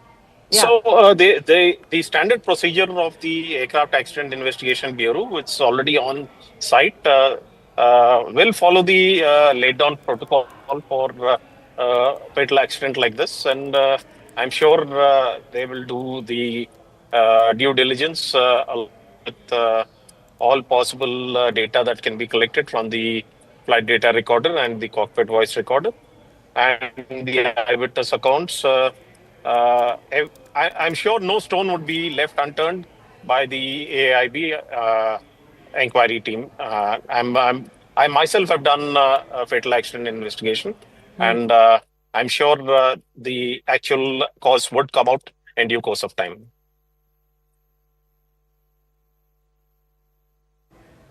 Can you just take us in detail into what exactly will go into the investigation of this crash? The black box is going to become extremely crucial? Yes, ma'am. The flight data recorder and the cockpit voice recorder are manufactured to withstand crashes of this magnitude, and they will be recovered in due course of time. And they would be analyzed. All the data from the crash will be analyzed by the Aircraft Accident Investigation Bureau team. They will piece together every single aspect of the flight path and the possible causes of why and what happened, whether it was loss of power, whether it was a technical defect. Everything will be there in the flight data recorder, and they will be analyzing that, and they will analyze the flight path of the airplane based on the data available, and the Mayday call will be recorded on the CVR as well as the ATC transcript of the radio transmissions which they received. All this will be correlated, and then the inquiry team will piece together their facts and figures and come out with the conclusion on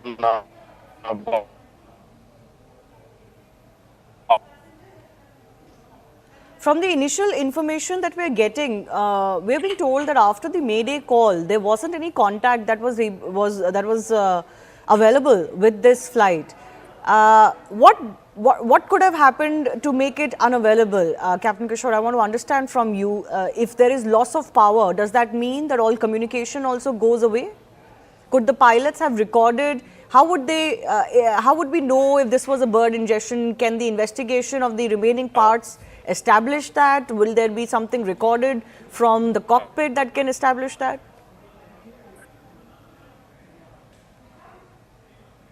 There are enough standbys.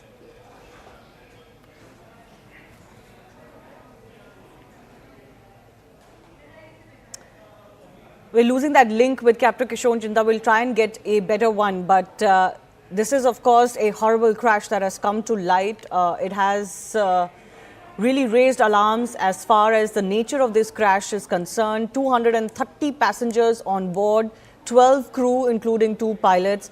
Already we're getting figures that 133 have been declared dead. But of course, rescue operations are ongoing. There is firefighting operations that are ongoing. You can see those visuals where parts of the plane have actually crashed into the building and they have been stuck into the building debris as well. My colleague Payal also continues to join us. Payal, more updates coming in from your end. What all do we know about the efforts that are ongoing? Plus, who all is expected in Ahmedabad? We've just learned that Civil Aviation Minister of State Muralidhar Mahol, the DGCA team, and of course Civil Aviation Secretary Mr. Samir Sinha, they're all being rushed to Ahmedabad also to be alongside Ram Mohan Naidu, Amit Shah and the others as well, and go into a thorough inquiry mode as far as this was concerned into the entire matter. And we're given to understand that they're currently on their way to Ahmedabad, and they will also be, joining the team and joining the rescue and relief operation as far as this is really concerned, because it's an all hands on the deck approach that Prime Minister Narendra Modi really spoke about. Shivani, it is of course a very, very tragic episode which has come to the fore, and therefore Mr. Muralidhar Mahal, the Minister of State for Civil Aviation, along with the entire team from DGCA, the Civil Aviation Secretary, and the other technical officers are also being rushed to Ahmedabad just as we speak. Yes. This is a crash that has really, in aviation history, experts point out, Payal, that this is definitely one of the worst crashes we have seen, and also given the aircraft involved and the nature of the crash, but also in India's history, this is one of the worst aviation tragedies we've seen. Well, absolutely. Nobody ever is prepared, for something like this as well. But what really led to this crash? What were the technicalities involved? We will only know once the DGCA team reaches there, the investigation team reaches there, and they find a black box that, Anvit was speaking about a little while ago. And only then will we know what really led to the crash, because it is pretty important to understand what led to the failure and what led to this tragedy within probably 40 to 50 seconds of the pilot, reaching out to the ATC. So obviously, all of these things are going to be there, but, as of now, the most important thing is to, in fact, ensure maximum rescue and relief operation. Therefore, all hands on the deck, whether it's the Gujarat administration, the Gujarat Chief Minister, the Gujarat Home Minister, Union Home Minister, who is also a son of the soil. Ram Mohan Naidu also currently on his way. He's a Civil Aviation Minister, and so is Muralidhar Mahal. Updates that we're getting, Payal, also tell us that the railways have also decided to operate certain special trains to and from Ahmedabad. Anything more you're learning on that? Special trains are going to be in place for passengers to fly either from there to Mumbai or to Delhi, because, currently the airport at Ahmedabad stands shut as well. A lot of international flights are also likely to be diverted to other locations as well. So preparing for that, Ashwini Vaishnav, the Union Railways Minister, has just put out a series of tweets, essentially speaking about the kind of work that has to be done. And even if medical teams have to be rushed from nearby locations, the railways will also be putting in their maximum efforts as far as this is concerned. And again, like I said, it is an all hands on the deck approach that the Union government is adopting over here, because nothing more valuable than human lives being lost over here.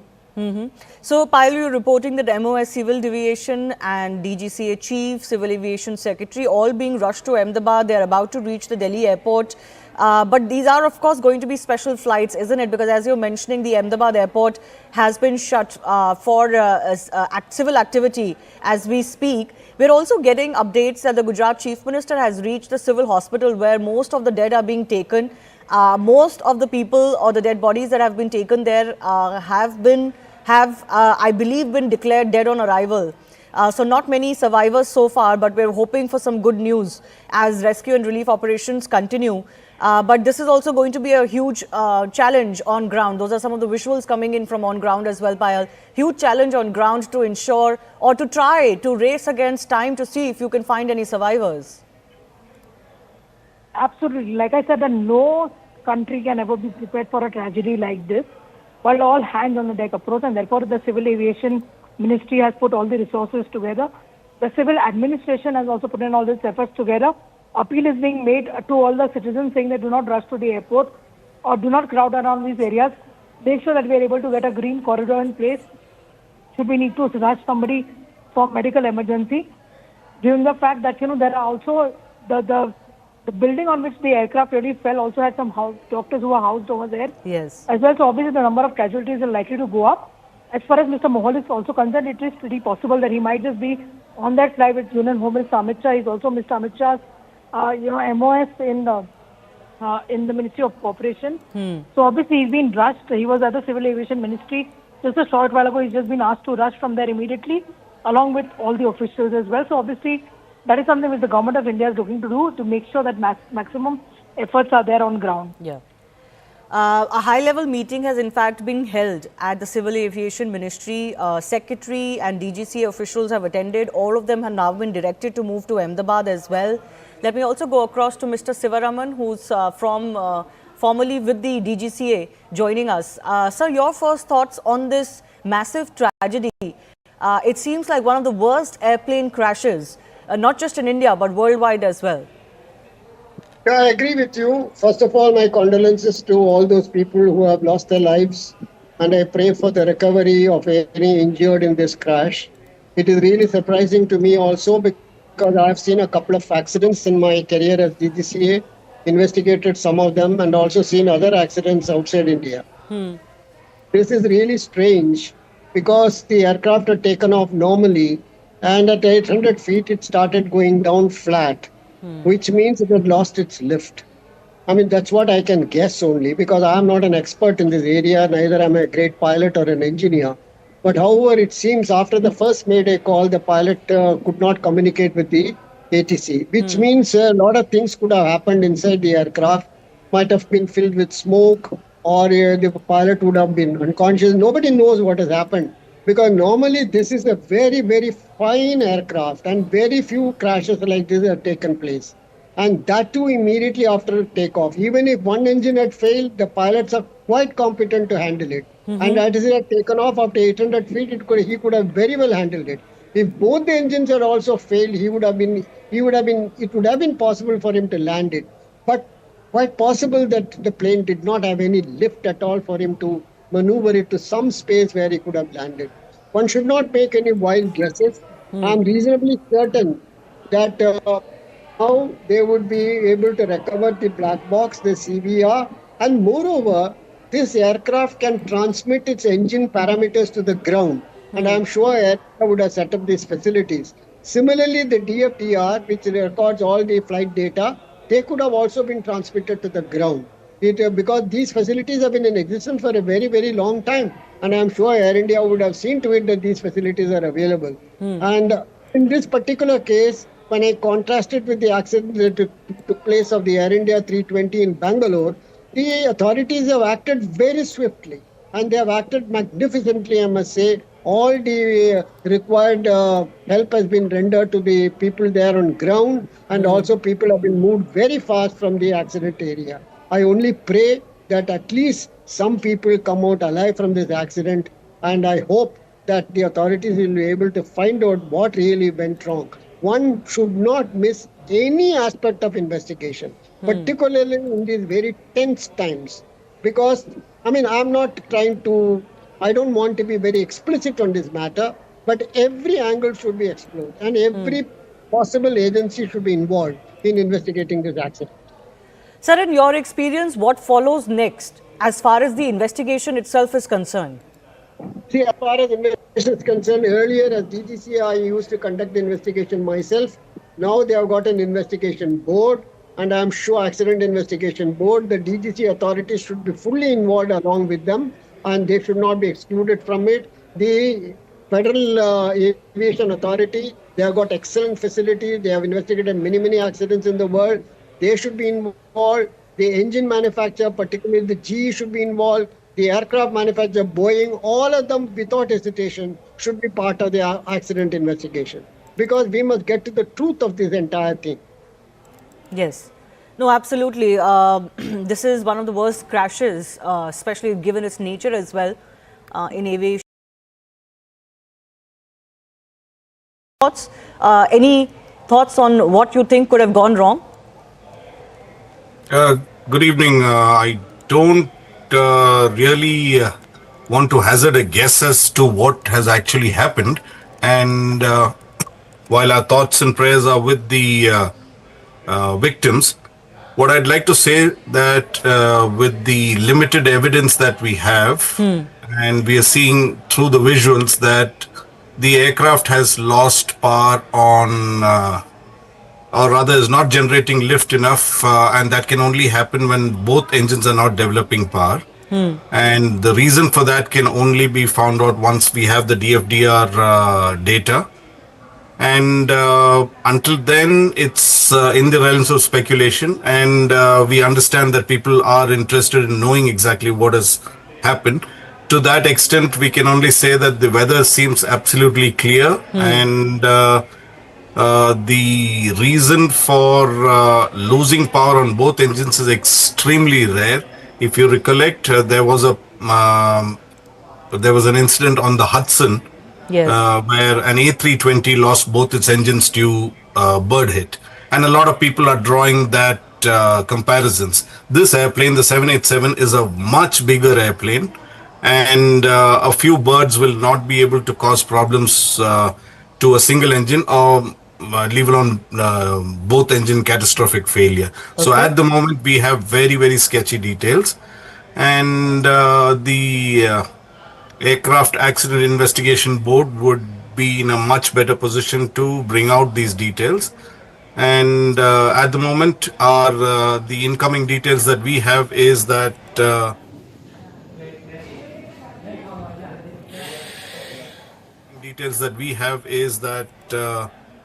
both the engines did not develop sufficient power. Yes. I'm going to come to you on that issue of how both engines can go out, because that's extremely rare. That doesn't really happen.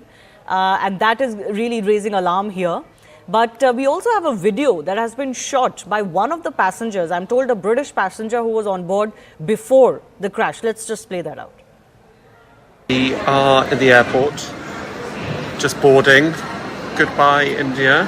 Goodbye. Thank you. 10-hour flight back to England. What's your biggest takeaway, Jamie? We've done this already. On a different thing. All right. What's my biggest takeaway? I don't know. Yeah, fascinating. Great. Thanks. Thanks for your contribution. Okay. Yeah, my biggest takeaway is don't lose your patience with your partner. Yeah. You're already starting to. You've already snapped at me while we're having chai at the airport. You see, you've learnt nothing. Going back happily calm. We are in the airport, just boarding. Goodbye, India. Goodbye. Thank you. 10-hour flight back to England. What's your biggest takeaway, Jamie? We've done this already. On a different thing. All right. What's my biggest takeaway? I don't know. Yeah, fascinating. Great. Thanks. Thanks for your contribution. Okay. Yeah, my biggest takeaway is don't lose your patience with your partner. Yeah. You're already starting to. You've already snapped at me while we're having chai at the airport. You see, you've learnt nothing. Going back happily calm. We are in the airport, just boarding. Goodbye, India. Well, that seems to be a video made by two passengers, British passengers, young men who were going back to England. They were happy about it, and just kind of points out the fickleness of life. Nobody could have really seen this coming. Captain Sam Thomas, former pilot, and Mr. Sivaraman, who's formerly with the DGCA, both on the show with us. I do thank you for your time. Captain Sam Thomas, I just want to take your thoughts once again, because our viewers would be curious to know, how can both engines go out? That seems to be the case here, given how quickly the flight crashed and the fact that the pilots didn't seem to be in any control. They didn't seem to have any communication left with the ATC. What can really cause this?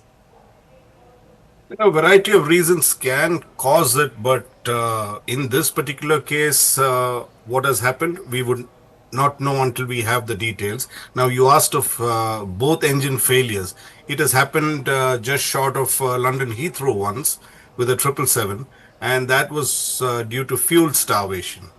Now, if both the engines do not get adequate fuel, it could result in both the engines flaming out. Now, but that is a very rare scenario, and in this particular case we don't know how both the engines have failed, or indeed we are speculating this from the visuals that we have. So it's evident to a certain extent that there is a loss of thrust on both engines, but we would not be absolutely sure on that till such time that the DFDR shows us the results. I want to ask Mr. Sivaraman also, how long do you think an investigation into a crash like this will take?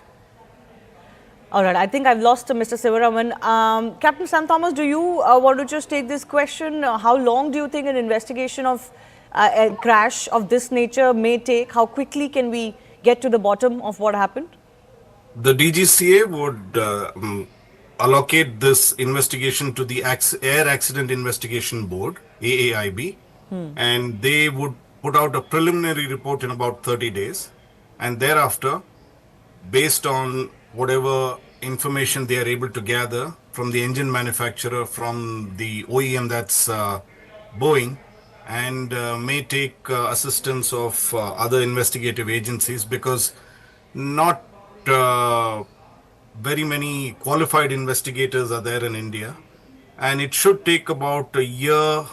That's my experience with air accident investigation, and it generally takes about a year at least. Currently, of course, the rescue operations are the chief priority, and all of the ministries concerned, including the Home Ministry and the Civil Aviation Ministry, are concerned only with that. Those are hospital visuals also coming in. There seem to be some who are injured, but we are unsure whether they are passengers who have been brought in an injured situation, or these are people who were in the buildings surrounding where the crash took place. Because the unfortunate part is, Captain Thomas, is that this flight actually crashed into buildings. And unfortunately, we're getting updates that the buildings that it crashed into had MBBS doctors, resident doctors, etc., staying in that hostel. Very tragic, very tragic. It does happen that when an airplane crashes and in a thickly populated area, there would be collateral damage on ground as well. It's very, very unfortunate, and unfortunately, that is the nature of the beast, and very little we can do about it, except extend, the hospital services to the injured and minimize whatever damage that has already occurred by providing proper medical assistance timely. The area around the airport perimeter was, as the visuals themselves show, densely populated. Clearly, there were some facilities there as well for MBBS doctors, hostels, and multiple buildings of that nature with messes, etc., and several buildings housing medical students. Do you think there could be a need to expand the non-residential or commercial areas around airports? That may not be viable at the moment. If you look at the Mumbai airport, which is the current airport, not the Navi Mumbai, the Chhatrapati Shivaji International Airport, it is very, very densely packed up to the compound wall on both sides of the runway. Up to it touches the compound wall. So Ahmedabad is much, much better compared to what Mumbai is, and it may not be commercially viable to clear out vast areas near the airport, because it's not unusual. When old Hong Kong was there, that also was, and I've flown to many, many international countries which have buildings very close to the airport.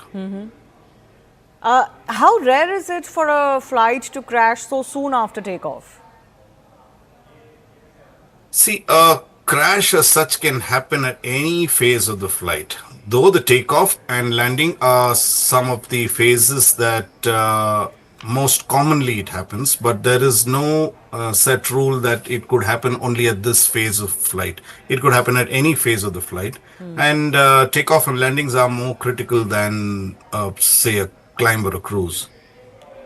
Yes. In this situation, Captain Thomas, it seems like the pilots didn't have any time at all. This could have transpired within a minute of takeoff. Yes, because the altitude reported and what we have right now is 741 feet or 800 feet, which is pretty quick. They have also given a mayday call, and actually there is very little time to do. If you've lost both engines, there is very little you can do, and the more you try to deviate from the path, the faster you're going to stall. So what they have done from the visuals seems to be the only choice that they had and the only natural way to do it.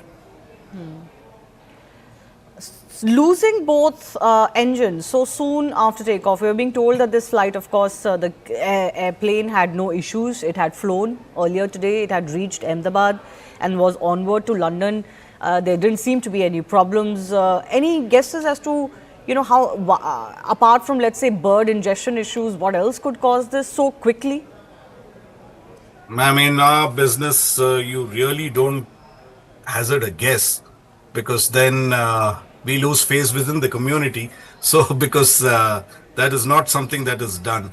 I understand. But any technicalities that could come into play here?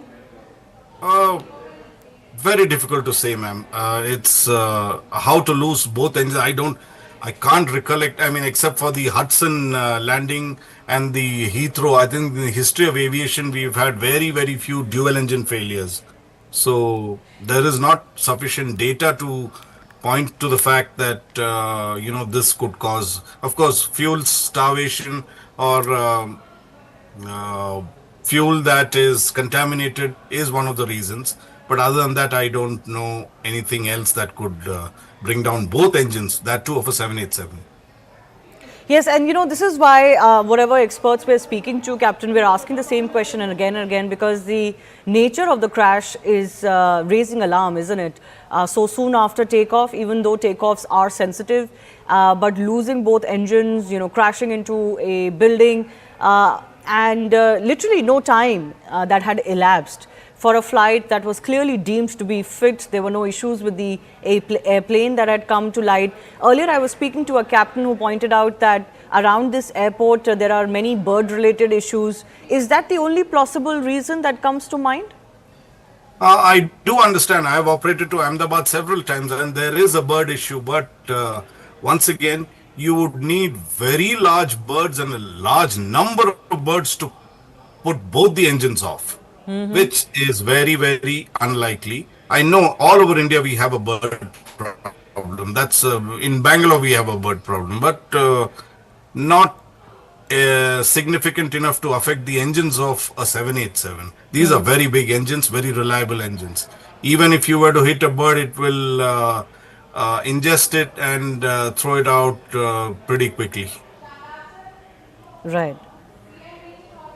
We're also playing out those visuals that are coming in of the Chief Minister having reached the civil hospital. Major focus right now is on getting help on ground, both at the crash site and also, of course, as far as medical facilities are concerned.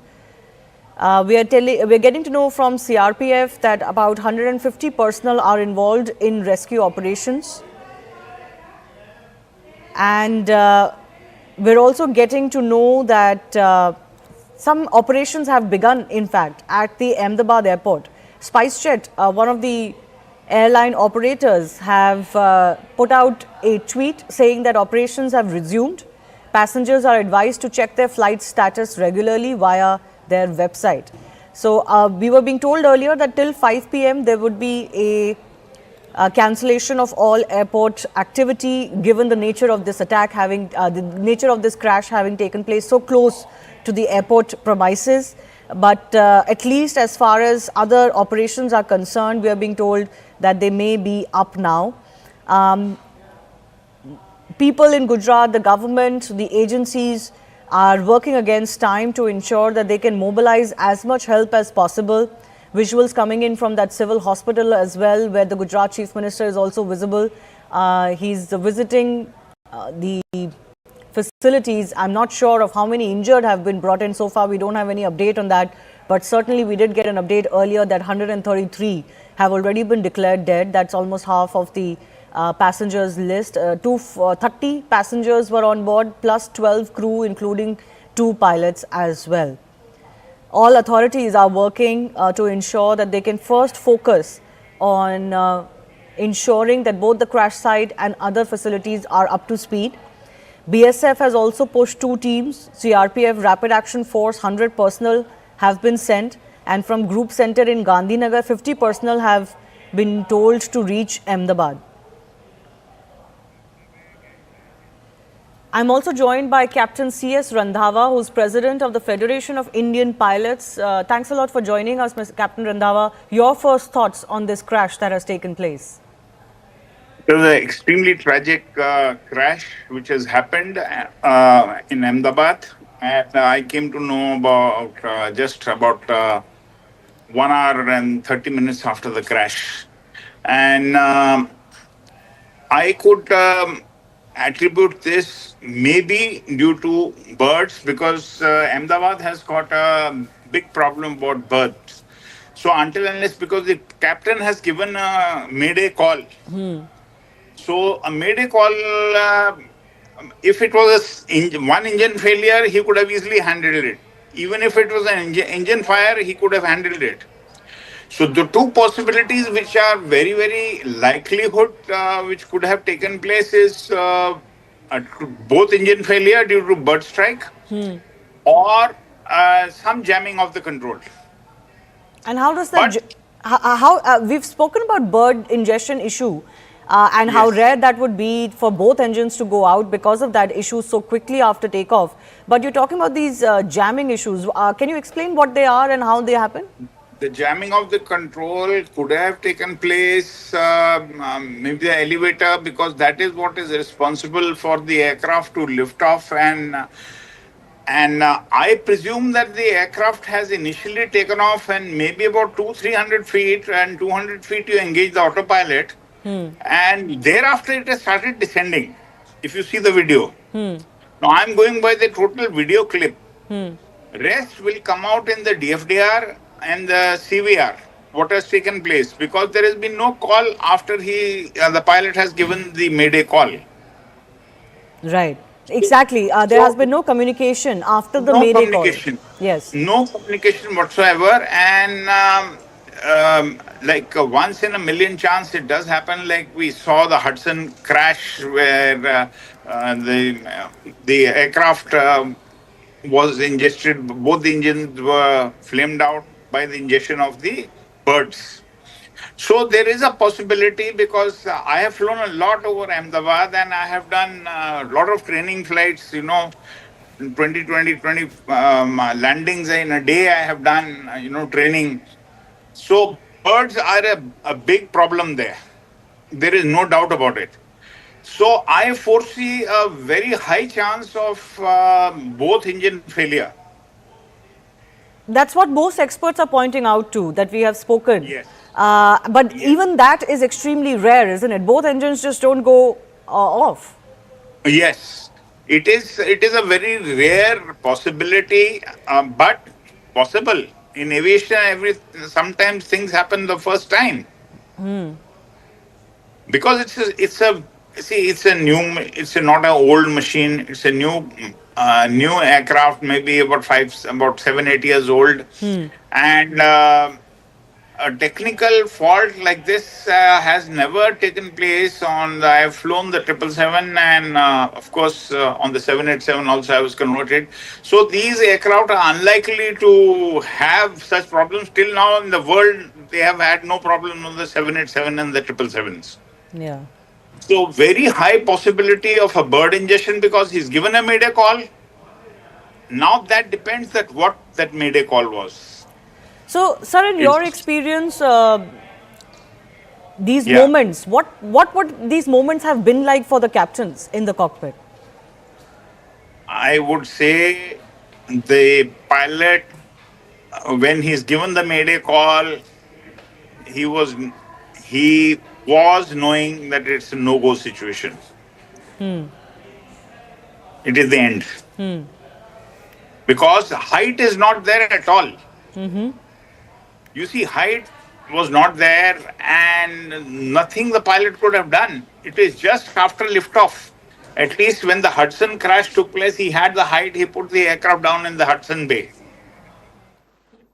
But in this case, he had no, I don't think he had any control, and the aircraft has just gone on the takeoff path and outside the perimeter, that's gone and crashed in the populated area. Very unfortunate, Captain Randhawa. Thank you very much for speaking to us. Very, very unfortunate situation there, viewers. What a tragedy to be covering. It's completely, the heart sinks every time you see those pictures. I'm joined by Praful Patel, former Union Aviation Minister. Mr. Patel, this has happened in Ahmedabad. Not very often that Indian aviation is caught up in an incident such as this. The last time there was one was, of course, during COVID, and before that, substantial time had elapsed before 2010. What are your first thoughts when you see some of these pictures, Mr. Patel, and a comment generally on Indian aviation, safety protocols in Indian aviation? I'm very shocked and distressed and very sad that such an incident has taken place. And you're right, after many years, it's not very often that we see such tragic incidents in Indian aviation. And let me tell you that on the whole, when you talk of safety and systems, I can assure you that Indian aviation is probably one of the safest in the world. We have all the protocols in place. Our DGCA is very robust and effective, and to pick holes into our ability to manage Indian aviation would be very unfair. And I always say this, and I repeat, that aviation is either 100% or zero. There's nothing like 99.9% in aviation. And therefore, in this case also, look at the aircraft. It arrived from Ahmedabad from Delhi. Obviously, it flew without any issue. And to take a 9.5-hour journey from Ahmedabad to London, obviously the pilots would have done all the pre-flight checks. And no pilot is foolish enough to take off if he is not satisfied. The captain per se in this aircraft would have also had thousands and thousands of hours of command. And a 787 and today's aircraft per se are very robust, fail-safe. They have many backup systems. And to really think what went wrong, I would be hazarding a guess, which would not be fair. But the point here is the aircraft did go on a takeoff roll. And between the time the wheels went up and the time it crashed, probably the time frame would have been almost only about 60 seconds or so, because you can't go to 800 feet and crash and within the time span is only 60 seconds. Now, he's already given a mayday call. Now, I don't know what exactly went wrong. It will be, again, hazarding a guess, which would be unfair. The only thing which can be ascertained is now, since the aircraft has fallen just a few hundred meters from the airport and in the BJ Medical Complex, therefore, to retrieve the black box and the other equipment would be also, quite simple. We would be able to ascertain only after that. Let me tell you one more thing. In today's aircraft, they are very sophisticated. All the parameters of an aircraft, right? Every single second the aircraft is in the air, all the parameters are recorded, not only by the aircraft, but they're also transmitted to a central command, real time, of the airline itself. So if there is, when an aircraft does a flight, there is a way to ascertain every single parameter during whatever the duration of the flight. So if anything would have gone wrong prior to this flight, or which may have escaped the attention of anybody, I'm sure this will be retrieved in no time once the equipment is found. Now, Mr. Patel, just to go back in time, because this fleet, the Dreamliner, very, very safe. I think from what the experts are saying, and I only have them to sort of lean on for facts, they've said that this is the first time a Dreamliner has actually crashed anywhere in the world. Now, most of these Dreamliners were purchased, I suppose, about 10, 12, 15 years back by Air India when it was still government-owned. Obviously, there would have been a huge procedure that must have unfurled within government to select the plane. There would have been due diligence. There would have been all sorts of studies that would have been conducted. Well, most certainly. I mean, first, the procedure itself in government is a very robust procedure. Goes through several layers. And ultimately, the basic selection of aircraft is done only on technical parameters. Because, the airline, requires a certain type of aircraft for certain, lengths of the flights.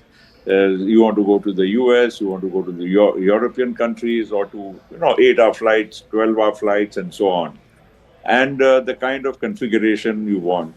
Let me also tell you that the Dreamliner, at the time it was ordered, was one of the most sophisticated, advanced fly-by-wire aircraft which was going to be produced. And it was ordered by probably most major airlines in the world, Air India also being one of the early ones.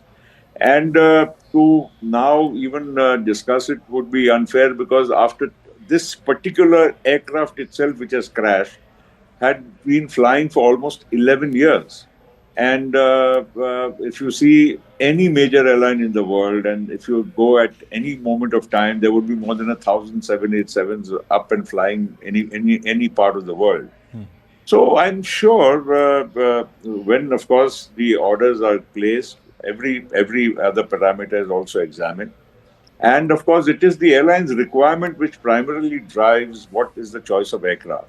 Let me also remind you that in the world for wide body, you only have two aircraft manufacturers. You have a Boeing and an Airbus, and the comparable aircraft are a 350 for the Airbus or a 787 Dreamliner for Boeing. So it's not really that we are ending up, with too many choices. And let me be honest, whether it's a Boeing 787 or an A350 of Airbus, technically, technologically, they would all be on par in terms of efficiency. So it's a minor thing between one and the other.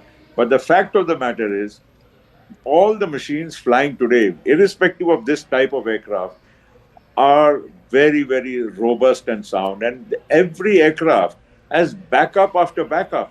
I don't think, of course, the pilot's efficiency, his knowledge, his presence of mind is the most important factor in any aircraft flying.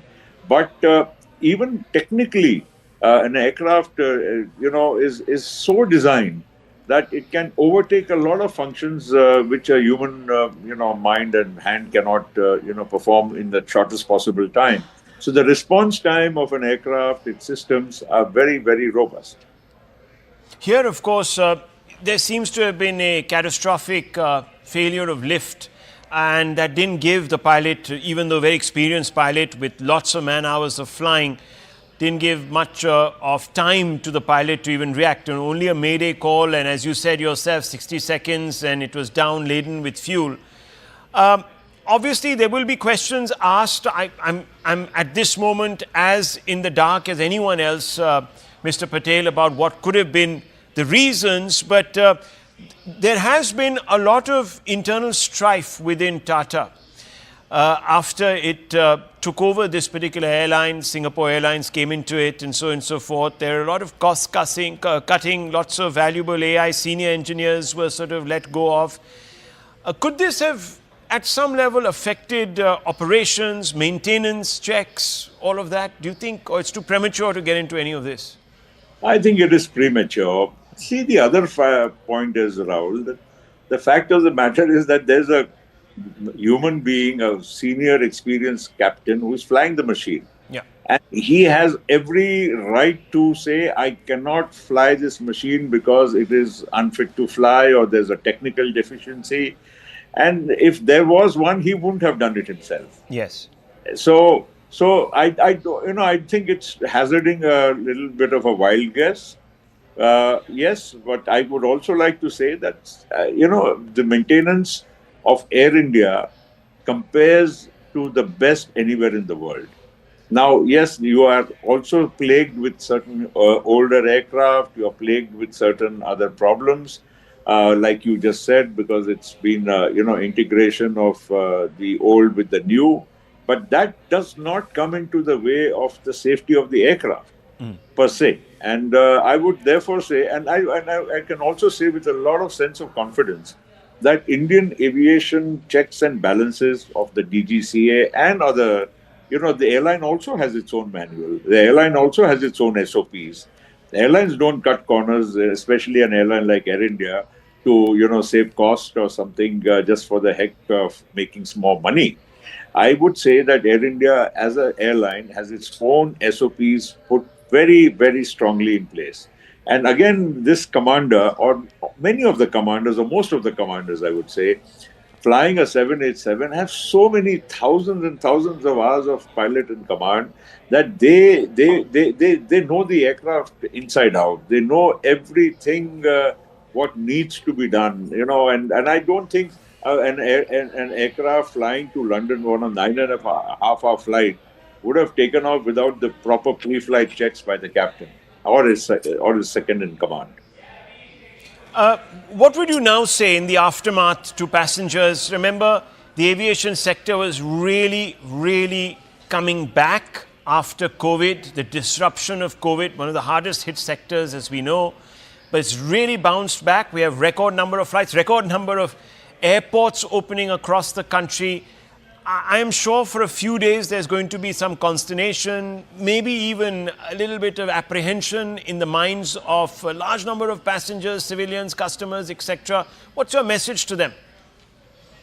Well, my message is that, very sad and tragic. I'm sure people do get shaken up when they see such, visuals on their screen. But aviation still, by far, is the safest mode of transportation anywhere in the world. And if you consider the accident to the number of flights ratio, I think it will be far, far, far, safer than any other public transport. So let's not panic. Let's not think that this could be, an everyday affair. And we should be patient, confident, and also be confident that our aviation in India is absolutely in good shape. Let's not, see one incident. This accident unfortunately happened in India. Probably it could have happened anywhere in the world. When we see a visual in any other part of the world, we don't get so upset. Because it's happened in our country, we will certainly be, stirred and shaken. Let's just have faith. Our aviation sector is good, sound, safe. And this is, of course, a lesson. We should, strengthen our systems even further. And we should learn from some things. If at all, the inquiry, once it's complete, will, throw up some definitely revelation as to what has happened. So we should be, concerned, but we shouldn't be scared, and we shouldn't, stop flying or reduce our flying, or, every time you fly, you start praying to God. Of course, we pray otherwise, but we don't have to worry about safety and pray. That's all I'm trying to convey. Right, Mr. Patel. On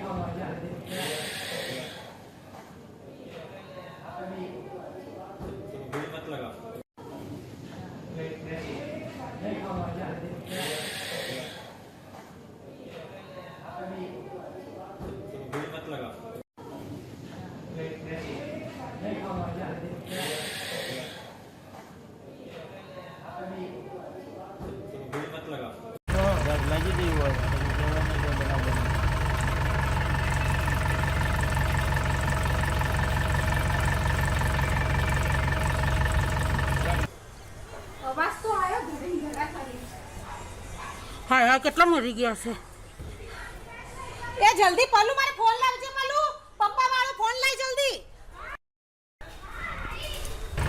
લાગી ગઈ હોય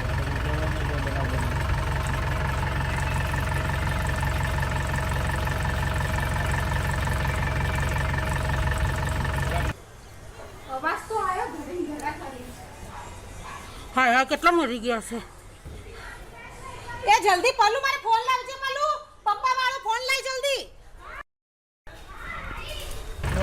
લાગી ગઈ હોય તો કહેવાય ને કે બનાવ બને.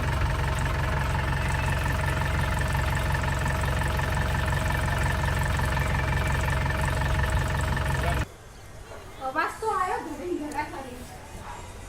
હા હા કેટલા મરી ગયા છે એ જલ્દી પલ્લુ મારે ફોન લાવજે પલ્લુ પપ્પા વાળો ફોન લઈ જલ્દી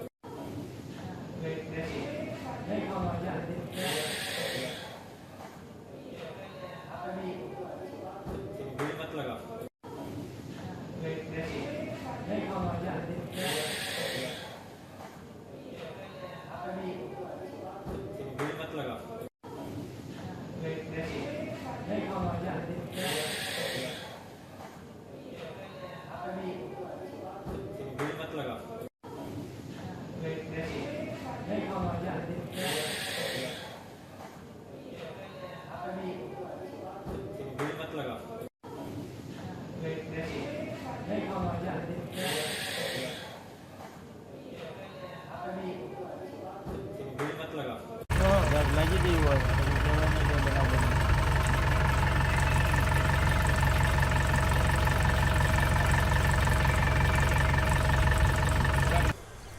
અવાજ તો આવ્યો ઘરે ઘરા ખાલી હા હા કેટલા મરી ગયા છે એ જલ્દી પાલુ મારે ફોન લાવજે પાલુ પપ્પા વાળો ફોન લઈ જલ્દી લાગી ગઈ હોય તો કહેવાને કે બરાબર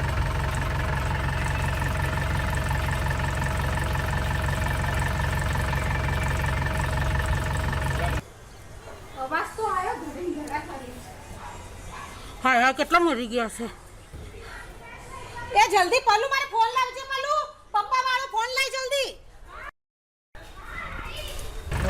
લાગી ગઈ હોય તો કહેવાને કે બરાબર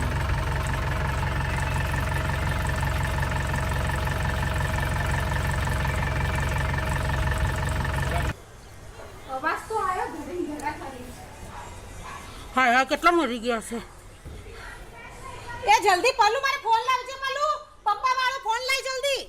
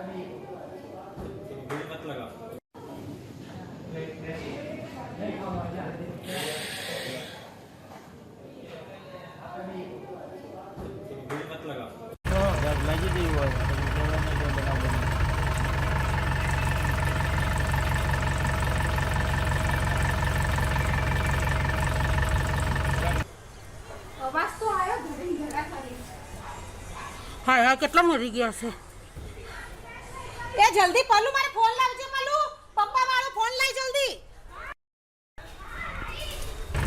લાગી ગયું હોય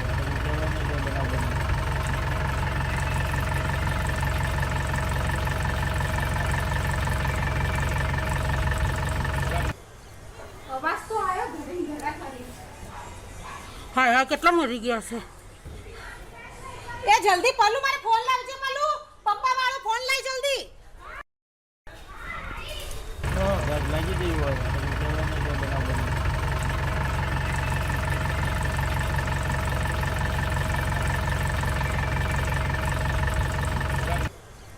અવાજ તો આવ્યો ઘરે ઘરા ખાલી હા હા કેટલા મરી ગયા છે એ જલ્દી પલ્લુ મારે ફોન લાવજે પલ્લુ પપ્પા વાળો ફોન લઈ જલ્દી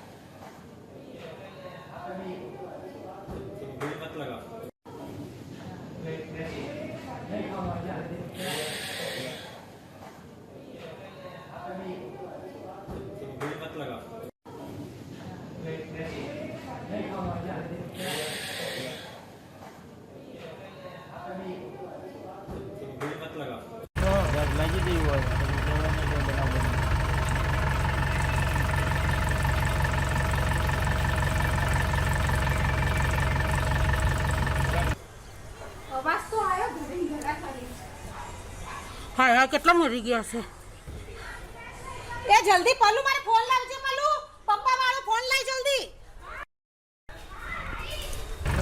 લાગી ગઈ હોય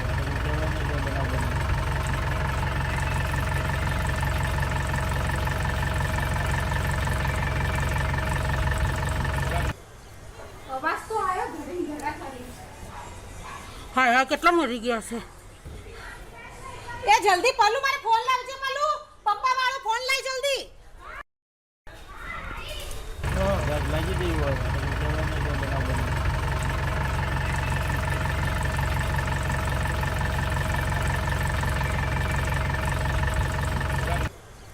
અવાજ તો આવ્યો ઘરે ઘરા ખાલી હા હા કેટલા મરી ગયા છે એ જલ્દી પલ્લુ મારે ફોન લાવજે પલ્લુ પપ્પા વાળો ફોન લઈ જલ્દી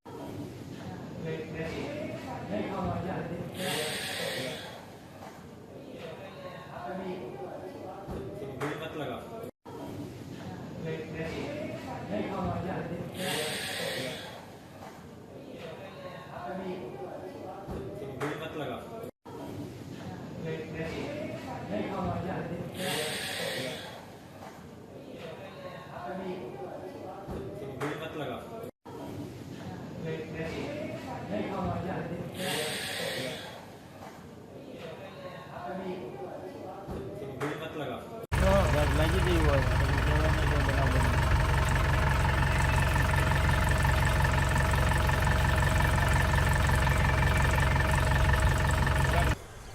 અવાજ તો આવ્યો ઘરે ઘરા ખાલી હા હા કેટલા મરી ગયા છે એ જલ્દી પલ્લુ મારે ફોન લાવજે પલ્લુ પપ્પા વાળો ફોન લઈ જલ્દી लगी थी वो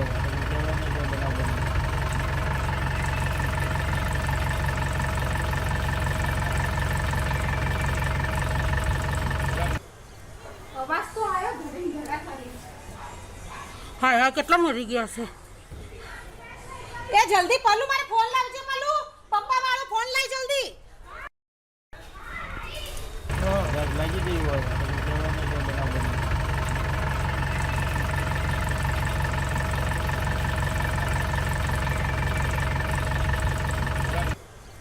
અવાજ તો આવ્યો ઘરે ઘરા ખાલી હા હા કેટલા મરી ગયા છે એ જલ્દી પલ્લુ મારે ફોન લાવજે પલ્લુ પપ્પા વાળો ફોન લઈ જલ્દી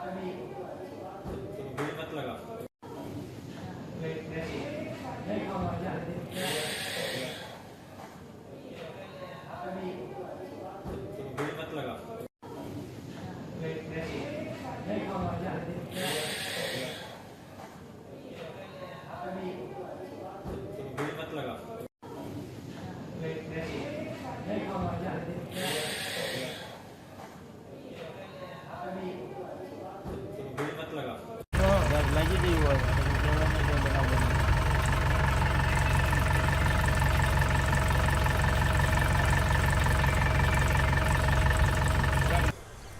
અવાજ તો આવ્યો ઘરે ઘરા ખાલી. હા હા કેટલા મરી ગયા છે એ જલ્દી પલ્લુ મારે ફોન લાવજે પલ્લુ પપ્પા વાળો ફોન લઈ જલ્દી.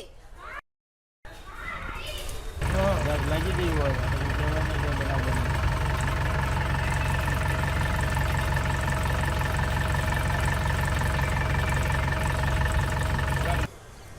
અવાજ તો આવ્યો ઘરે ઘરા ખાલી. હા હા કેટલા મરી ગયા છે એ જલ્દી પલ્લુ મારે ફોન લાવજે પલ્લુ પપ્પા વાળો ફોન લઈ જલ્દી. આગ લાગી ગઈ હોય તો કહેવાય ને કે બનાવ બને.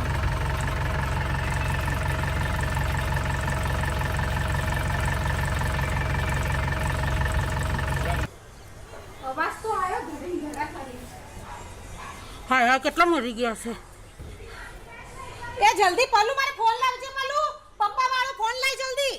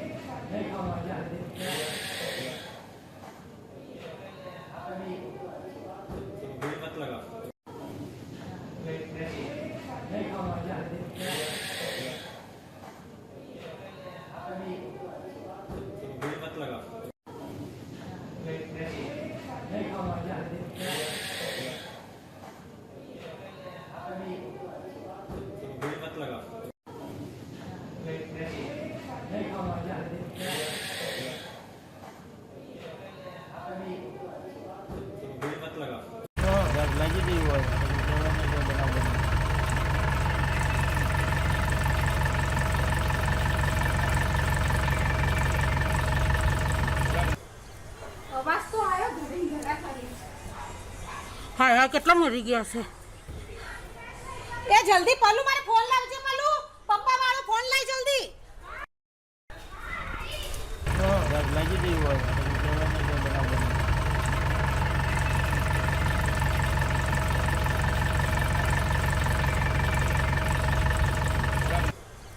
અવાજ તો આવ્યો ઘરે ઘરા ખાલી હા હા કેટલા મરી ગયા છે એ જલ્દી પાલુ મારે ફોન લાવજે પાલુ પપ્પા વાળો ફોન લઈ જલ્દી લાગી ગઈ હોય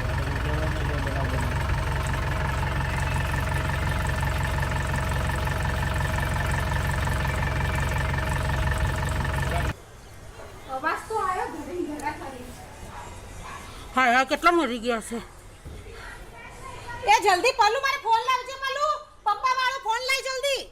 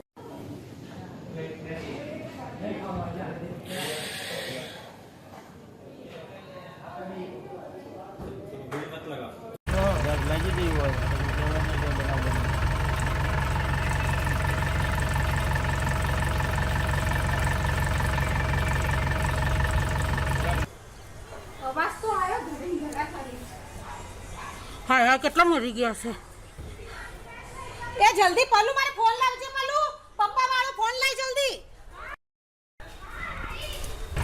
લાગી ગયું હોય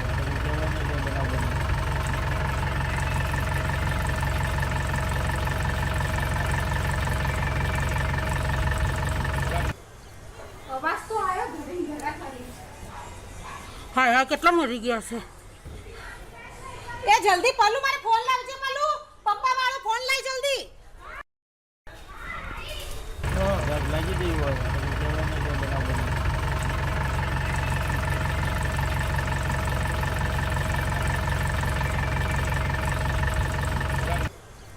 અવાજ તો આવ્યો ઘરે ઘરા ખાલી હાય હાય કેટલા મરી ગયા છે એ જલ્દી પલ્લુ મારે ફોન લાવજે પલ્લુ પપ્પા વાળો ફોન લઈ જલ્દી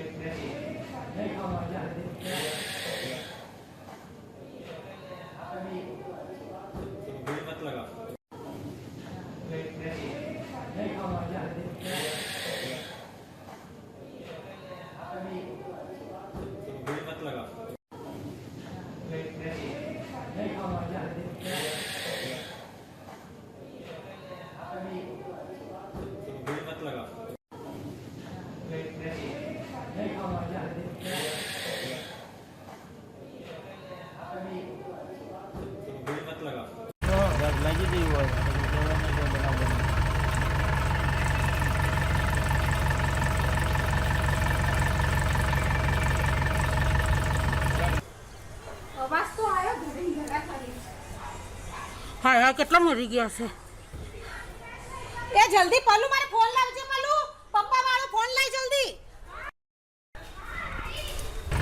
લાગી ગયું હોય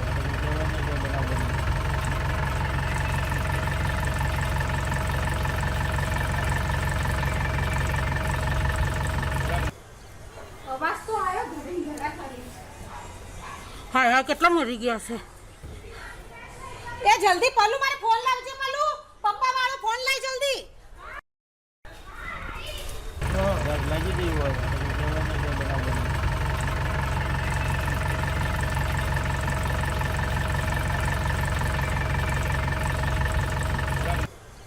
અવાજ તો આવ્યો ઘરે ઘરા ખાલી હા હા કેટલા મરી ગયા છે એ જલ્દી પલ્લુ મારે ફોન લાવજે પલ્લુ પપ્પા વાળો ફોન લઈ જલ્દી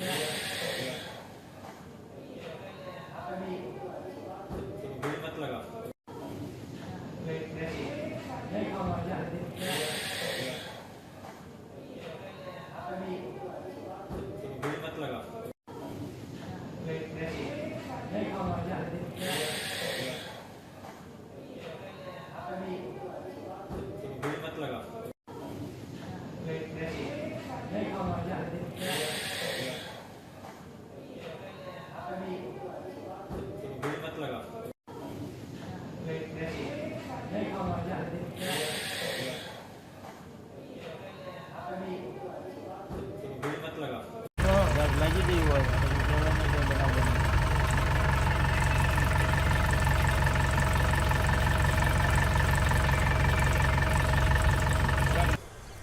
અવાજ તો આવ્યો ઘરે ઘરા ખાલી હા હા કેટલા મરી ગયા છે એ જલ્દી પલ્લુ મારે ફોન લાવજે પલ્લુ પપ્પા વાળો ફોન લઈ જલ્દી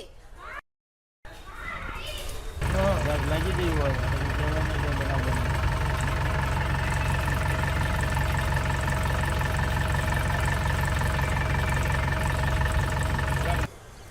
અવાજ તો આવ્યો ઘરે ઘરા ખાલી હા હા કેટલા મરી ગયા છે એ જલ્દી પલ્લુ મારે ફોન લાવજે પલ્લુ પપ્પા વાળો ફોન લઈ જલ્દી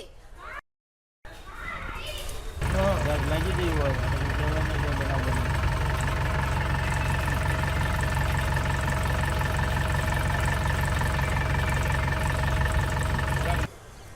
અવાજ તો આવ્યો ઘરે ઘરા ખાલી હા હા કેટલા મરી ગયા છે એ જલ્દી પલ્લુ મારે ફોન લાવજે પલ્લુ પપ્પા વાળો ફોન લઈ જલ્દી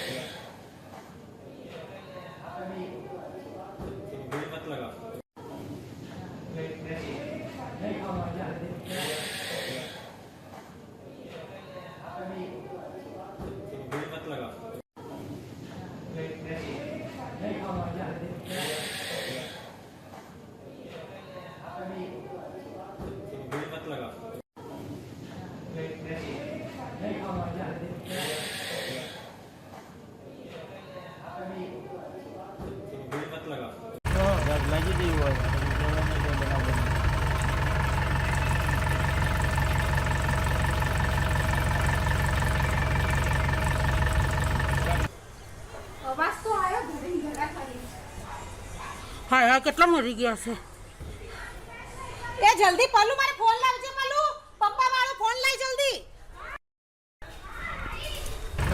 લાગી ગઈ હોય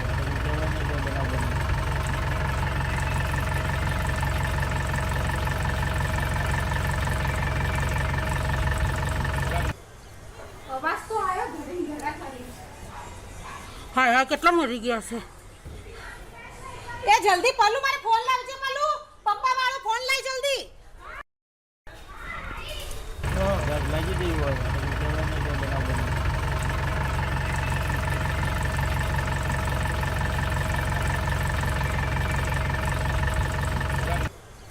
અવાજ તો આવ્યો ઘરે ઘરા ખાલી હા હા કેટલા મરી ગયા છે એ જલ્દી પલ્લુ મારે ફોન લાવજે પલ્લુ પપ્પા વાળો ફોન લઈ જલ્દી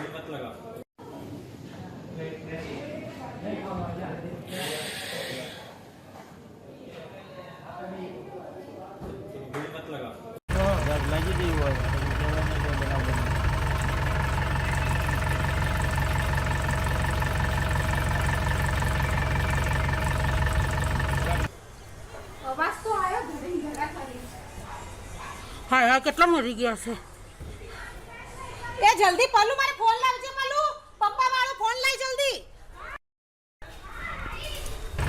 લાગી ગઈ હોય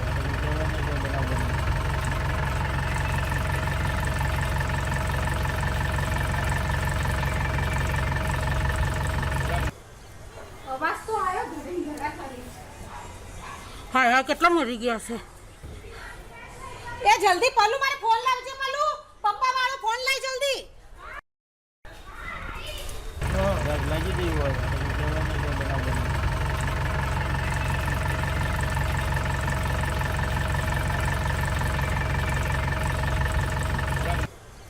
અવાજ તો આવ્યો ઘરે ઘરા કરી હાય હા કેટલા મરી ગયા છે એ જલ્દી પલ્લુ મારે ફોન લાવજે પલ્લુ પપ્પા વાળો ફોન લઈ જલ્દી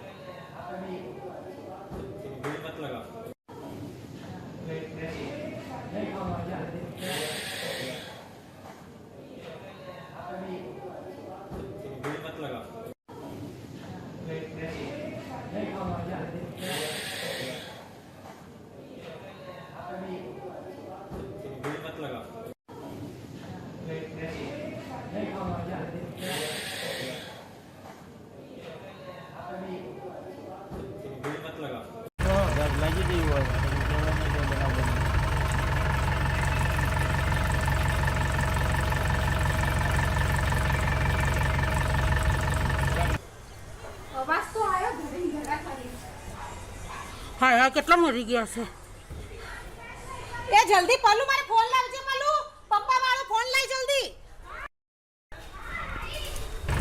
લાગી ગઈ હોય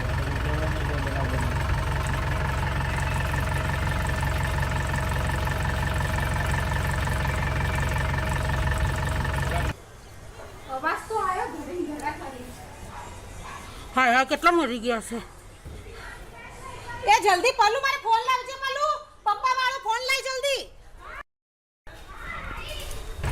લાગી ગઈ હોય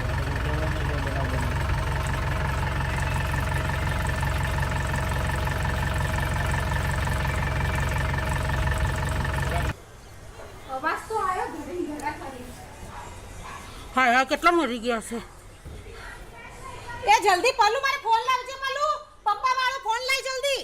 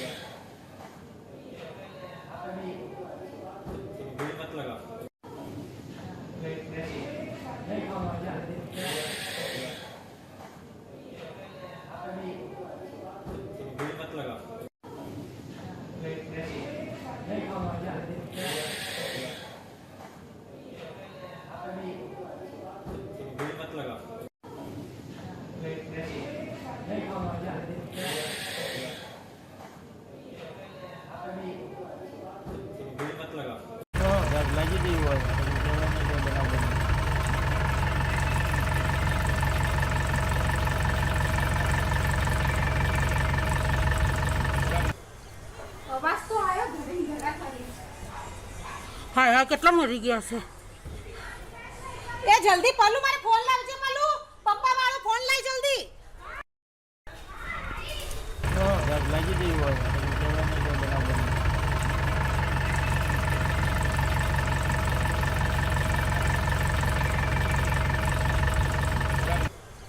અવાજ તો આવ્યો ઘરે ઘરા ખાલી હાય હા કેટલા મરી ગયા છે એ જલ્દી પલ્લુ મારે ફોન લાવજે પલ્લુ પપ્પા વાળો ફોન લઈ જલ્દી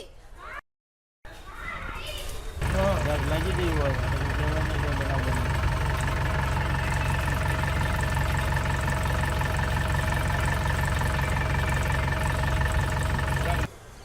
અવાજ તો આવ્યો ઘરે ઘરા ખાલી હાય હા કેટલા મરી ગયા છે એ જલ્દી પલ્લુ મારે ફોન લાવજે પલ્લુ પપ્પા વાળો ફોન લઈ જલ્દી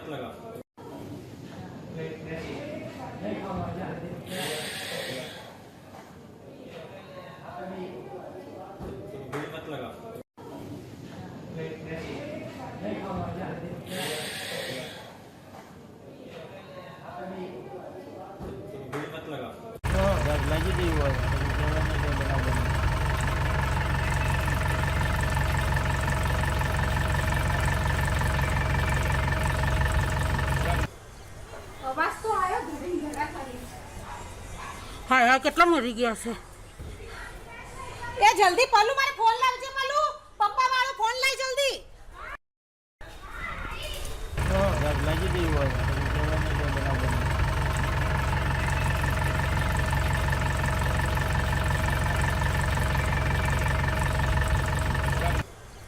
અવાજ તો આવ્યો ઘરે ઘરા ખાલી હા હા કેટલા મરી ગયા છે એ જલ્દી પલ્લુ મારે ફોન લાવજે પલ્લુ પપ્પા વાળો ફોન લઈ જલ્દી લાગી ગયું હોય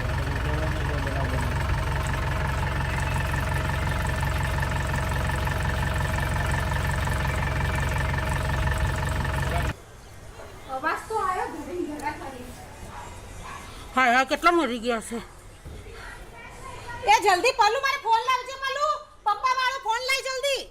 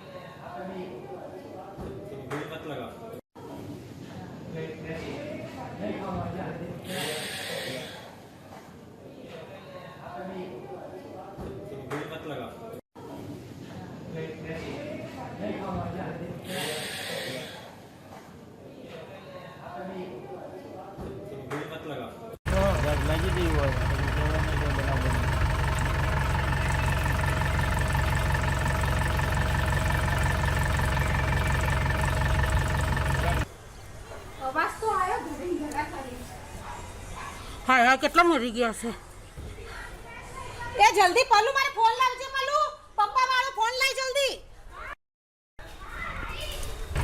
લાગી ગયું હોય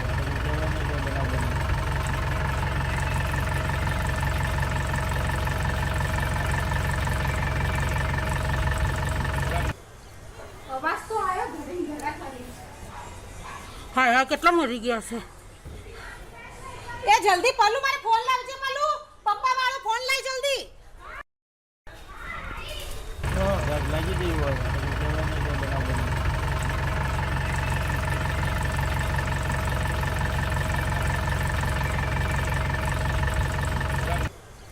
અવાજ તો આવ્યો ઘરે ઘરા ખાલી હા હા કેટલા મરી ગયા છે એ જલ્દી પલ્લુ મારે ફોન લાવજે પલ્લુ પપ્પા વાળો ફોન લઈ જલ્દી